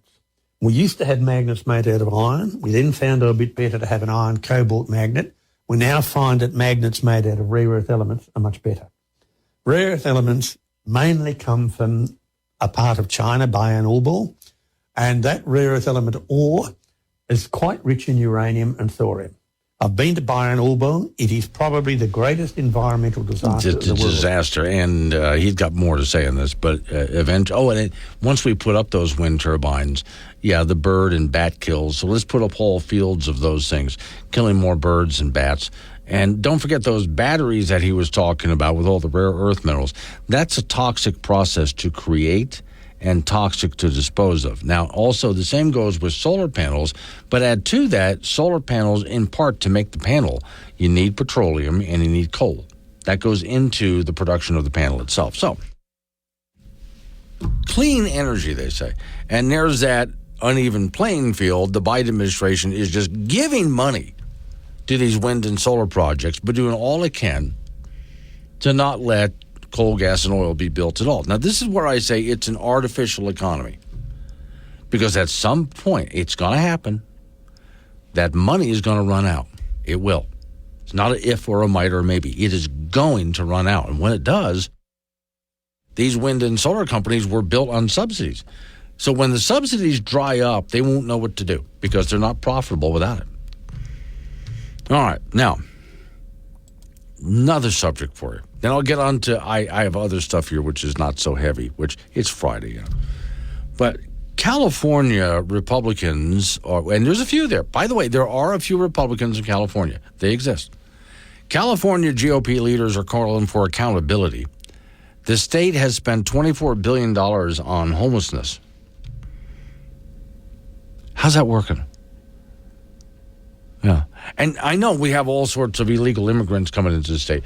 Putting them aside, they already had a problem. Without the illegal immigrants, they already had a massive homeless problem that kept getting worse. They've spent $24 billion on the problem. And how has that worked out? Here's the story. California GOP leaders are calling for more accountability after an audit released earlier this week indicated that the state has spent around $24 billion to track homeless and try to solve the homeless crisis over the past 5 years, and did not consistently track where that money went and what actually happened. Were there any improvements? The state auditor's report found that despite roughly $24 billion being spent on homelessness and housing programs, the problem didn't improve. In fact, it got far worse. Among other things, the report found the California Interagency Council on Homelessness, which is responsible for coordinating agencies and allocating resources for homeless programs, just stopped tracking the money back in 2021. So the state's giving them billions of dollars, and they're not even tracking where it goes. And the problem keeps getting worse. It also failed to collect and evaluate data on the program due to lack of consistent methods. So they don't even really know what they're doing. The methods are not consistent.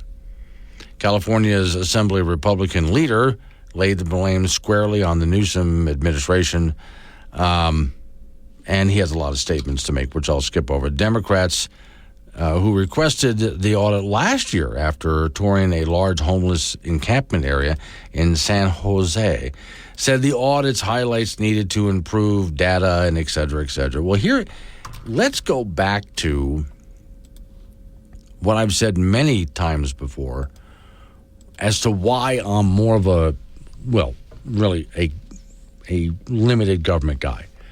Like anybody else, I want to solve homelessness. I don't like seeing people living on the street. It's horrible. And we should be able to do something about that, especially because it is at an all-time high here in America right now. And again, even without all of the illegal immigrants, it's at an all-time high. So what's wrong? What do we do about it? I know what not to do. We don't give government a bunch of money and tell them to go solve the problem. Because all that happens is the money disappears into the ether with no accountability, no idea where the money went, and the results keep getting worse. Typical of government trying to solve a problem, which is why anytime someone turns to me and says, we want government-run universal health care, really? These people can't solve anything. And you want to put them in charge of your health care, too. No. The same people who swear to you they're going to fix the weather. They swear to you they're going to fix the weather. They don't know how to fix the weather. They have no idea. They don't even know if the weather... They swear that we're in a climate crisis when we're not, but they have no idea how to fix the weather. And yet we just keep letting them do this. Oh, I finally got a message from someone. Scott in Scotts Bluff. Glenn, 30,000 tons of concrete per windmill. That's over 2 coal trains. Each train having over 100 coals, including the locomotives. Wow. But remember, Scott, these things are green and non-polluting and good for the planet, right? Let's wake up. Like a strong in the morning. Tasteless, but it'll get you through the day. Wake Up Wyoming with Glenn Woods.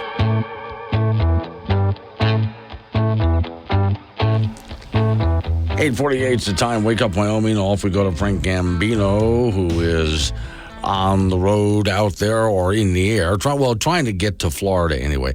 Hey, Frank, every so often there's some kind of weird internet challenge, right? Oh, yeah. Like the ice bucket challenge. Ice bucket was a big one, yeah. And sometimes I look at the challenge and I think, oh, that's kind of cool because you're raising money for... Other times I look and I think, what the hell are you doing that for? The latest one, being tased. Being tased? Yes. A couple of people hold either side so you don't fall down and bust your head. And someone comes up behind you and intentionally tases you. And that's the challenge. I hope the person getting tased is getting paid. I would hope so. Now, how much would I have to pay you, Frank, so you would let me tase you? $10,000. It's okay. Yeah, I can understand that. Yeah. Because I know that the person's going to survive. It's not like in Hollywood movies. In Hollywood, someone gets tased, they pass out. They're out cold. It knocks them out. Mm-hmm. It doesn't do that in real life. They just go, and they fall to the ground until you stop the tasing. And it takes them just a moment or so to clear their head and they can get back up again. But still, I'm not letting people do that, Frank. I don't care if it gets me a lot of publicity on the internet. All right, but if you got $10K, I'll do it. Okay. If anybody out there would like to tase Frank, it'll cost $10,000. I would assume that would be in cash, small unmarked bills. Right. Yeah, and only one little arrow of tase. Yeah. Oh, okay. So you just want okay. Well, there's the question now, Frank. How long can they tase you for? Well, just shoot me once. Just zap and done. Yeah. So I can't hold the trigger for 30 seconds.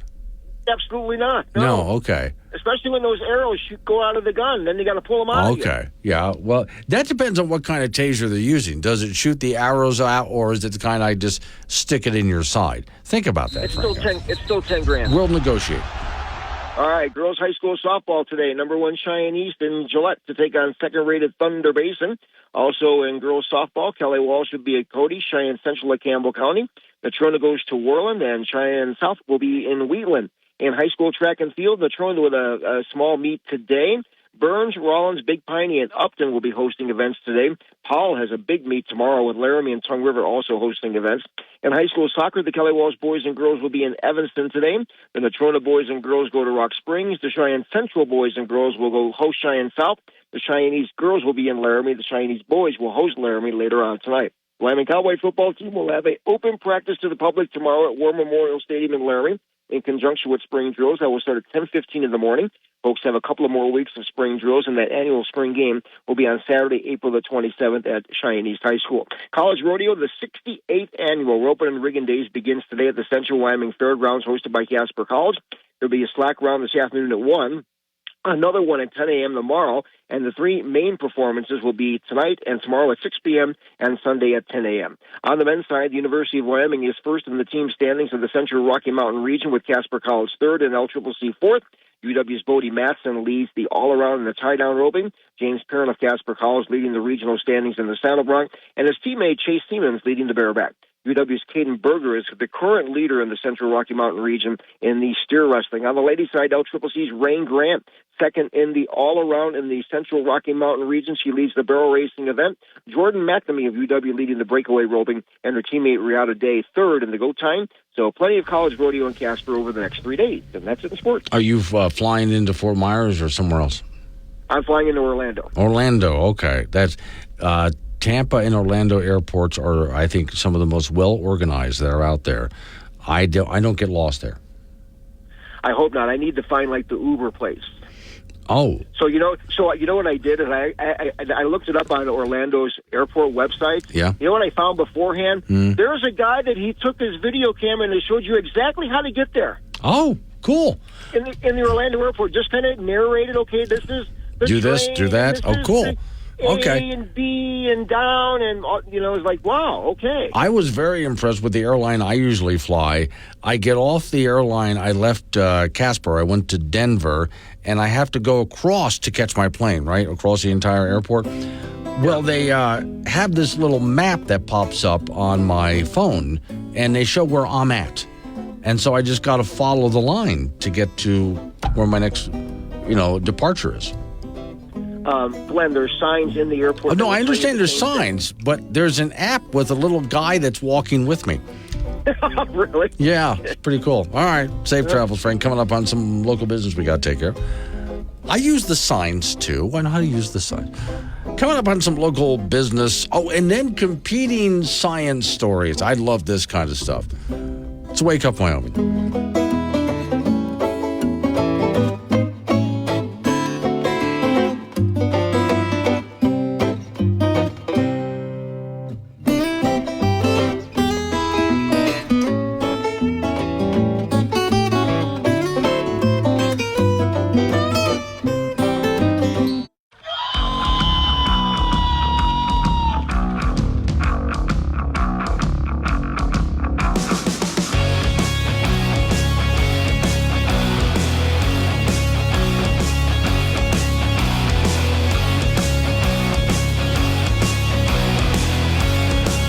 Six the time. It's Wake Up Wyoming. My name is Glenn Woods. Thanks for joining me. It is open phones, 888-97-WOODS, 888-97-WOODS. One more serious story, then I get into probably what is the dumbest debate I have ever brought up on this program.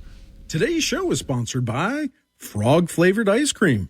Tastes like chicken, but it's frog. So this is a story I've touched on before, but I want to get a little more into it. A while back, from the cult of climate change, a study came, we'll put it in air quotes, study. Well, actually, there were multiple studies that showed, producing food the way we do today is ruining the planet and killing people. Well, okay, first off, we have more food than ever. The book that came out a while, some decades ago, that talked about how the planet Earth was just going to come to an end because of what human beings are doing. And we could not sustain ourselves with what we were doing. By the year 2000, we were supposed to have run out of food and people were going to be starving all over the place. And this book was hailed by liberals as a big thing. None of this happened. Our population is bigger than ever before.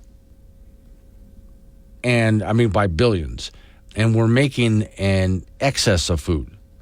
So once again, here's predictions that were made that just never came true. And we're doing it in a way that is, to use their word, sustainable. But we're being told we're killing the planet. We're causing a climate crisis. People are dying. No. People are living longer than ever before, are healthier than ever before. If there's anybody out there who's starving, it's because the food's not getting to them. But we have a surplus of food, a massive surplus. And we're not going to run out anytime soon. This isn't going to crash. We're doing fine. But they don't want to hear it. They don't want to tell you that. So apparently, farming food the way we do today is just tragic. We got to stop it if we're going to save the planet. And so an article recently came out, and it was based on, and again, air quotes, a study that said, well, what we need to do is everybody needs to have a plot of land in their backyard. And we all need to do a little bit of just backyard gardening. That would be good for the planet. Really good. If everybody did some backyard gardening, it would go a long way towards saving humanity and saving the planet. Now, sounds reasonable, right? Okay. Then there's this. Science Daily. Food from urban agriculture has a carbon footprint 6 times higher than the conventional way to produce it, study shows. And so a new Michigan-led international study finds that fruits and vegetables grown in, well, your backyard, basically, have a massive carbon. And remember, they're claiming that CO2 is a pollutant, as if it's a bad thing. CO2 is good. If it has a carbon footprint, that's good. That's not bad. That's good for plants. But they're asking people, please don't grow food in your backyard. You're contributing to massive climate change. Urban agriculture, practice of farming, is becoming increasingly popular worldwide and is touted as a way to make cities and urban food systems more sustainable. There's that word again. By some estimates, between 20 and 30% of global urban pollution comes from urban agriculture. So, which is it then? You want me to start a little garden in my backyard to help save the planet, or starting a little garden in my backyard is destroying the planet? Which is it? Okay, now, as I read this, these two different and actually some of what I just read is in the same article.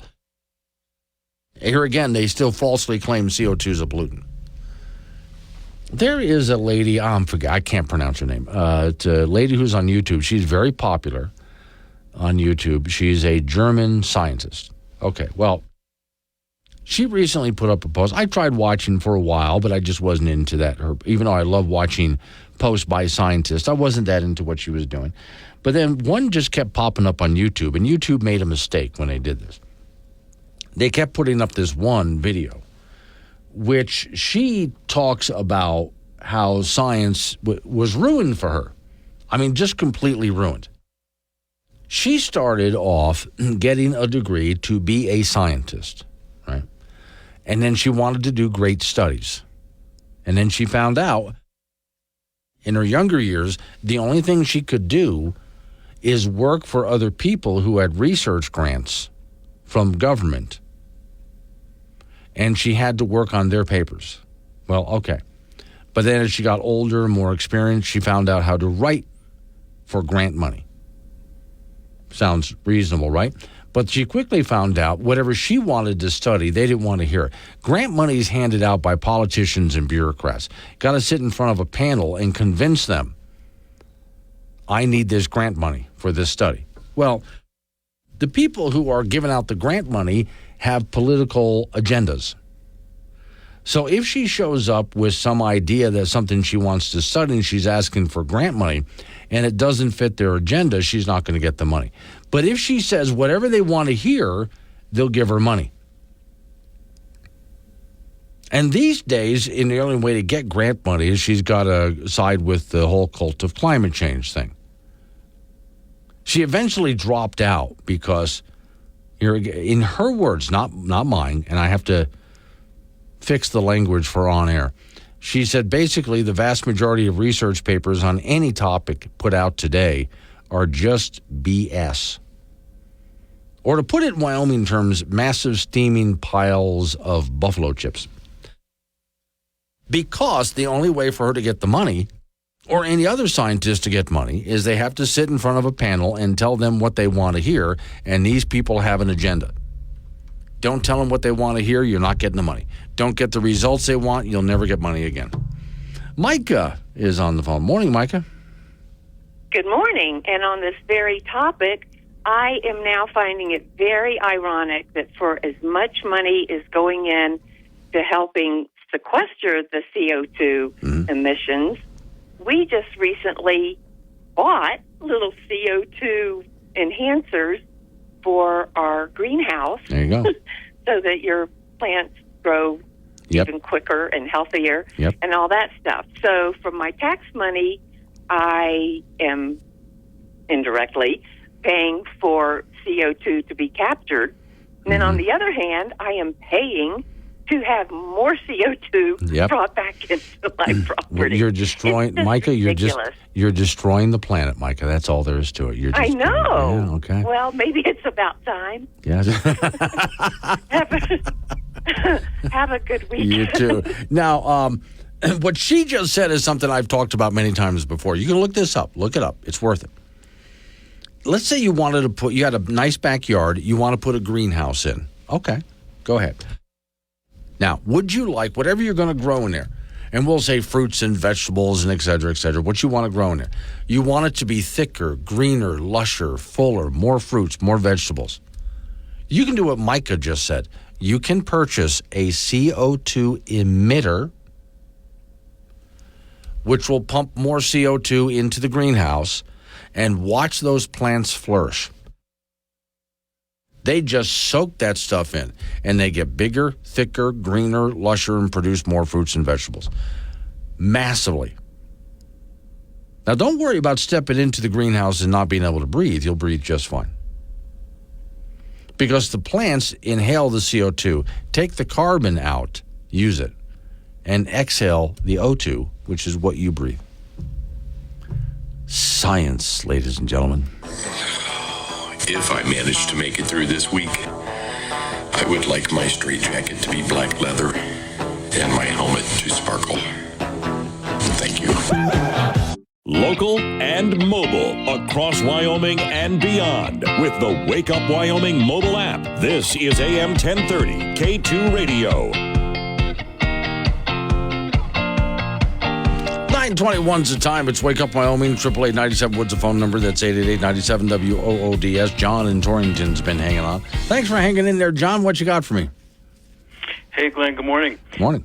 From time to time we hear you mention the state of Wyoming gun range project that they've been talking about. Yeah. And I'm pretty sure this year sometime they have to make a decision as to where that's going to be started. Otherwise, they lose the money that was set aside by the governor. Yes. So my question to you was, you're doing a great job, love your show. Maybe you could get somebody from that entity or committee, whatever it is, to say, hey, here's what we're doing, and come on and help us out, or stay away, or here's how you get involved, or we'll let you know, or just something so that we all know it's not going to blow by the deadline and not occur. Here's where, John, you and I will disagree. The reason I would like to see it go away is because about $10 million of it is from taxpayer money. And as more of the libertarian guy, that's not what taxpayer money is for. We shouldn't be doing that. Okay, well, it's already kind of going down the road. That was my... Anyway, I was trying to get somebody to illuminate what is happening with that, and I was hoping you could get them on. Oh, I can probably get someone on, yeah.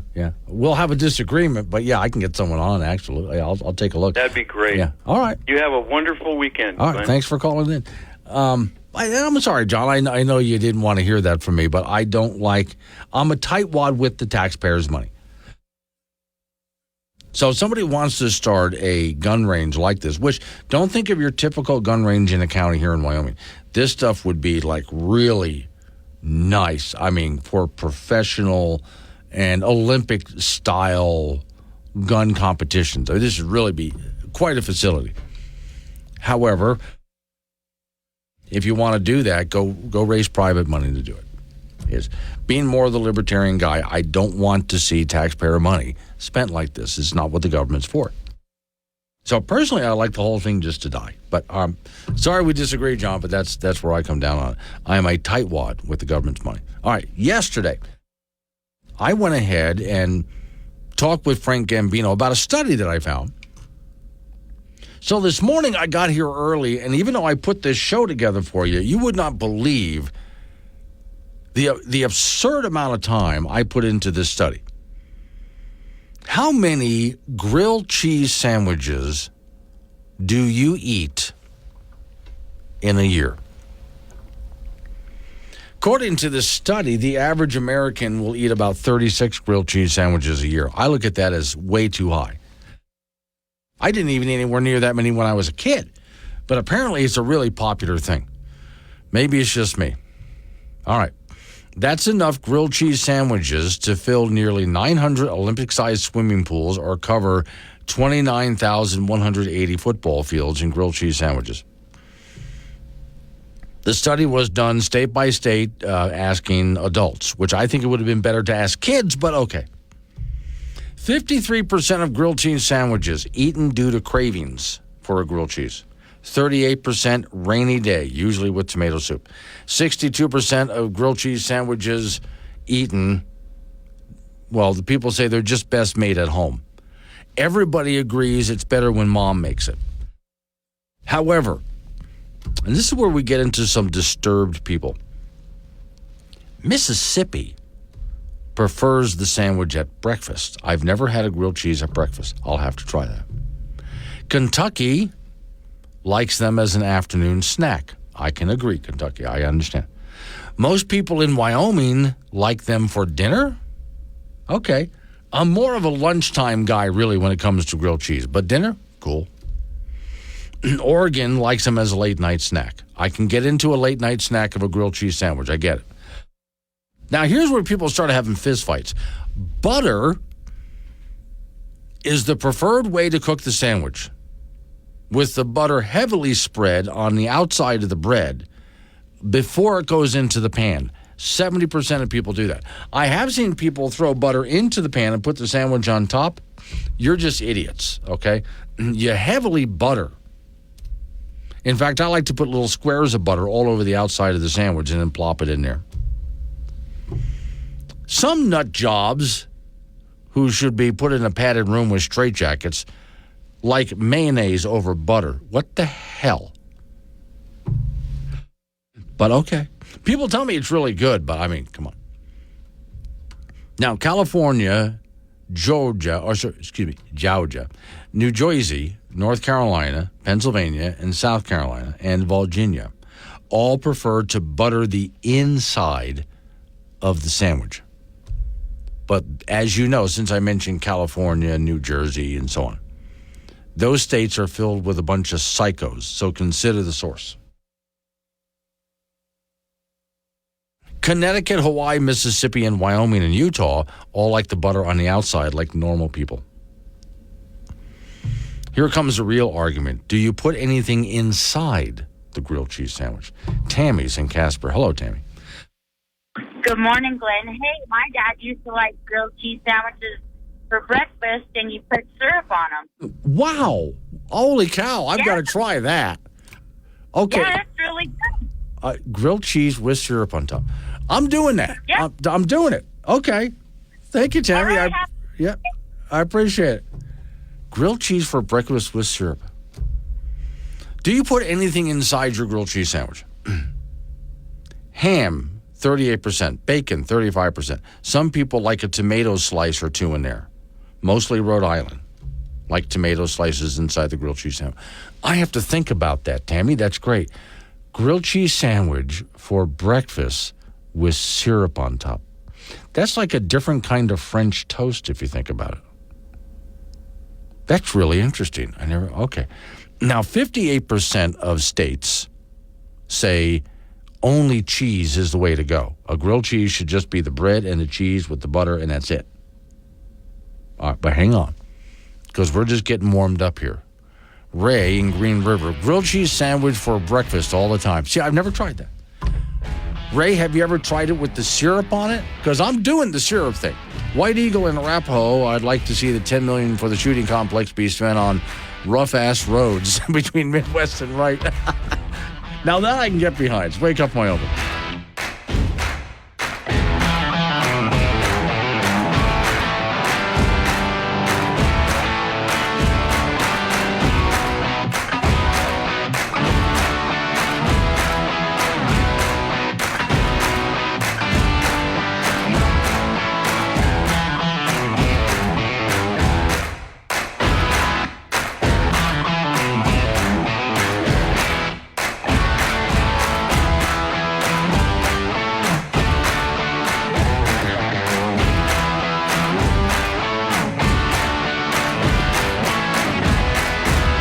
awesome. Got something to say? Call 888-97-WOODS or chat with Glenn on the Wake Up Wyoming mobile app from K2 Radio.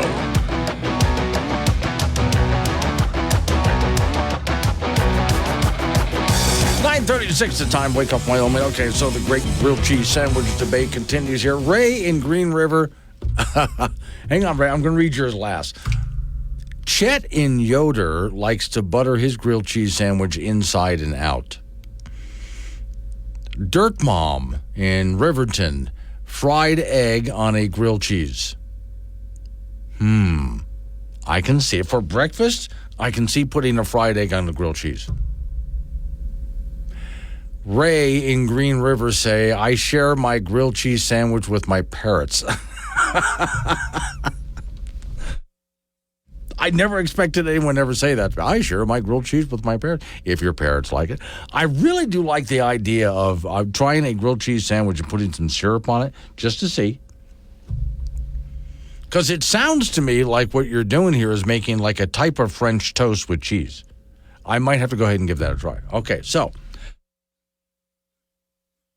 58% of states say the way to go with a grilled cheese is just the bread and the cheese. States that prefer only cheese are Alabama, Arkansas, Iowa, Kentucky, Minnesota, Ohio, Tennessee, and Wyoming. States, as you can see, that are more sane. Okay. Here's a quote from the vice president of bakery marketing of Campbell Snacks. We asked, and Americans answered, the right bread is critical to making a grilled cheese. We couldn't agree more. A bread that encapsulates a delicious, fresh from the oven taste. You're putting your grilled cheese in it. Well, I guess maybe a grill or oven. I like to do it in a frying pan, and specifically, it's got to be, an old frying pan. Not some cheap tin thing. We're talking like cast iron skillet is what I like to do. But all right. Well, a good, well-seasoned cast iron skillet adds flavor to it. I don't put it in some oven thing. But all right. Almost half of those surveyed said that the bread is the most important thing. Now we get into the discussion that might cause murder. What kind of cheese is the best? Also, what kind of bread, too? Okay. Most popular sandwich by far is white bread buttered on the outside with American cheese. That's how most Americans like it. Now, let me ask you this, because I love this. Have you ever tried Swiss cheese on Jewish rye and make a grilled cheese sandwich? It is really good. It's not my all-time. I just like a regular, white. I don't normally like white bread, but white bread with just American cheese and butter on the outside. That's my favorite. But if you ever try Jewish rye and Swiss cheese and make a grilled cheese sandwich. It's phenomenally good. Okay, now, how to cut the sandwich. 52% insist on a diagonal cut. Okay. 21% people who are classified as moderately insane like their sandwich cut vertically. 10% of people who need psychological counseling and medication cut their grilled cheese horizontally. I am that 17% that unless if I have tomato soup to dip into it, okay, I'll cut it. I just pick up the grilled cheese and just eat it. I don't even cut it. But if I have tomato soup, which I prefer with my grilled cheese, then it needs to be cut diagonally because that's how geometry works, and you can't argue with that because that's just like science. Chet and Yoder, how about patty melts? I love patty melts is one of my favorite sandwiches. And then Jan and Cheyenne, I put mustard on mine. Really? What kind of mustard? That's a big one, Jan. What kind of mustard do you put on your sandwich? Okay, so 4 in 10 say they prefer a thicker bread over a thinner bread. I'm with you on that. 57% okay. Now, again, this is going to cause arguments at home and somebody might get murdered, but I'm going to go there. 57% want slightly crispy on the outside. But that gets into the level of toastiness. No shock that weirdo states like California, New Mexico, and North Carolina prefer lightly toasted bread. You write your own jokes on that one. I mean, are they even American at that point? Florida, Maine, and Wyoming prefer their bread heavily toasted as God intended it. Not burnt, but toasted. Nicely brown. Now get a load of this. Hey, Colorado, the hell's wrong with you? Colorado, Kentucky, Oklahoma all prefer their bread thoroughly burnt. Hell's wrong with you people down in Colorado?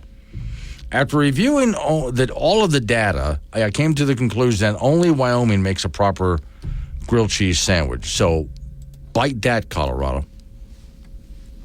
Thoroughly burnt. Here's Chet again.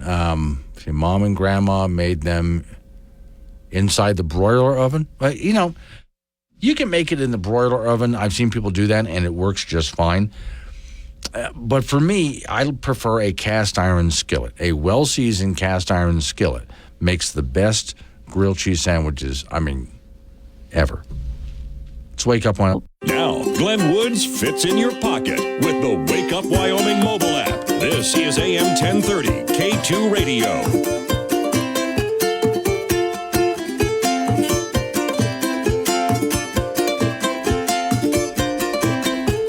9:48 is the time. It's Wake Up Wyoming. My name is Glenn Woods. Thanks for joining me. Frank, how much progress have you made on your trip? I'm parked near the only Waffle House that I know in Colorado. Wow. And I think there's only like 2 in Colorado. Yeah, so it's right over there. Yes. Yeah, Wyoming should have a few. I've never understood why Wyoming didn't have a Waffle House or 2. We need to go and franchise that and make some cash. Yeah. Waffle House doesn't really say Colorado to me, not anymore. But Waffle House does say Wyoming to me. It's a really Wyoming kind of a establishment. They should have at least 2 here. Yeah, I would go there right now, but I'm not hungover. Yeah. So we were having a whole discussion here on the air, and one thing that I got out of the discussion is Miss Mary doesn't like parrots. She doesn't trust them. Why? Why? Because they'll overhear her conversations and repeat them to others. See, that's part of the problem here. If she ends up committing murder, and we all know that Miss Mary has either committed murder or will soon. Whatever comes first. Yeah. Yes, and it will be more than one body. Trust me, it's going to be more than one. And the parrot will tell the cops. Exactly right. So you can't have parrots around. The parrots will see everything and confess everything. Yes. Okay. Are there certain animals you don't trust? Well, alligators. Okay, I get it. No, you're going to be playing golf in Florida. Yeah. They look docile, but I don't think they really are. No, if they're just out there sunning themselves, don't worry about it. That's okay. They don't care about you. They're catching some rays. Okay, I'll make sure I'll remember that. Well, I'll also tell you this, having grown up around alligators, you don't want to be near the back end. There's that tail. Mm-hmm. You don't want to be near the front end. There's all those teeth. If you're at the side, so if you see one, stay sideways to them. Because in order to do anything to you, they have to turn that whole body. I don't even think I'm going to be within 10 feet of it. That's a better idea. Yeah. That's a far better idea. And I have been within 10 feet of it, so I'm like, okay. Yeah. Well, what do you do when you hit a golf ball near a gator? Do you just call it and say, I'm going to hit another one? Well, it depends how close it is. Like last year, I hit one, I'd say probably 15 yards away. Yeah. I looked at the gator, I looked at the ball. My friend said, hit the ball. And then I hit the ball and I waved at the gator and then off we went. So, wait, I got to correct something here. Miss Mary said she doesn't like parrots. They freak me out. I don't trust them. Ray in Green River says, tell Miss Mary I don't trust my parents either. Now, Ray. It's not what she said. College Rodeo, the 68th annual Roping and Rigging Days begins today. at the Central Wyoming Fairgrounds. This is hosted by Casper College. There is a slack round this afternoon at 1, another slack round at 10 a.m. tomorrow, and the 3 main perfs will be tonight and tomorrow at 6 p.m. and Sunday at 10 a.m. On the men's side, the University of Wyoming first in the team standings of the Central Rocky Mountain region, where Casper College third and LCCC fourth. UW's Bodie Matson leads the all-around and also leads the tie-down roping. James Parent of Casper College leads the regional standings in the saddle bronc, and his teammate Chase Siemens leads the bareback. UW's Caden Berger is the regional leader in the steer wrestling. On the ladies' side, LCCC's Rain Grant, the Wheatland native, is second in the all-around in the Central Rocky Mountain region. She leads the barrel racing event. Jordan McNamee of UW leads the breakaway roping, and her teammate Rihanna Day third in the goat tying. So plenty of college rodeo in Casper for the next 3 days. Girls high school softball today. Number 1 Cheyenne East will be in Gillette to take on number 2 Thunder Basin. Also, Kelly Walsh will be at Cody. Cheyenne Central at Campbell County. Natrona goes to Worland, and Cheyenne South with a roadie at Wheelan. And high school track and field, Natrona with a meet this afternoon. Burns, Rollins, Big Piney, and Upton also hosting events. Paul with a huge meet tomorrow, and Laramie and Tongue River will be hosting track and field events as well. In high school soccer, the Kelly Walsh boys and girls will be in Evanston today. The Natrona boys and girls in Rock Springs. The Cheyenne Central boys and girls will host Cheyenne South, and the Cheyenne East girls will be in Laramie. The Cheyenne East boys will host Laramie later on today. And the Wyoming Cowboy football team will have a practice that is open to the public tomorrow at War Memorial Stadium in Laramie in conjunction with spring drills. That will be at 10:15 tomorrow. The folks say with a couple more weeks of spring workouts, and the annual spring game will be on Saturday, April the 27th at Cheyenne East High School. That's it in sports. So when you go from Orlando down to Fort Myers, are you going to, I assume you're not going to take the interstate. You'll take part of a back highway, right? Well, no, my friend lives in Venice. Okay. So I'll go down 4 Okay. to 75, Right. and then over to get him, and then we'll go 75 all the way to Fort Myers. Okay. And then just reverse it that way. Gotcha. You know okay. what? Florida traffic actually moves along really quickly. Florida traffic, one thing you got to give, because Florida, when I grew up there's a few million people there. Now there's like 16 million people there. It's just outrageous. However, the roads were designed in advance of all of this, so it works out really well. Watch the map. Go ahead. I was going to say, there must be 10 different toll things at the state accepts. Yeah. I don't understand that. Usually you have one. I have one for Colorado. Okay. Do you need 9? If you go, by chance, just watch your map, through Lake Wales, Florida, wave to my sister on the way through. It's a beautiful little town. Absolutely gorgeous downtown and lakes and all that kind of stuff. But enjoy Sandoval Captiva. I expect pictures. I'll give you what I can get you. Okay. How about it? Enjoy your week. Safe travels. Enjoy your week too, Frank. And everybody, it's going to be just a stunning weekend. I mean, really is. So get out there and have yourself a good time. And we'll just try to ignore that Monday's tax day. Forget I said that. Enjoy your weekends. Wake up, Wyoming.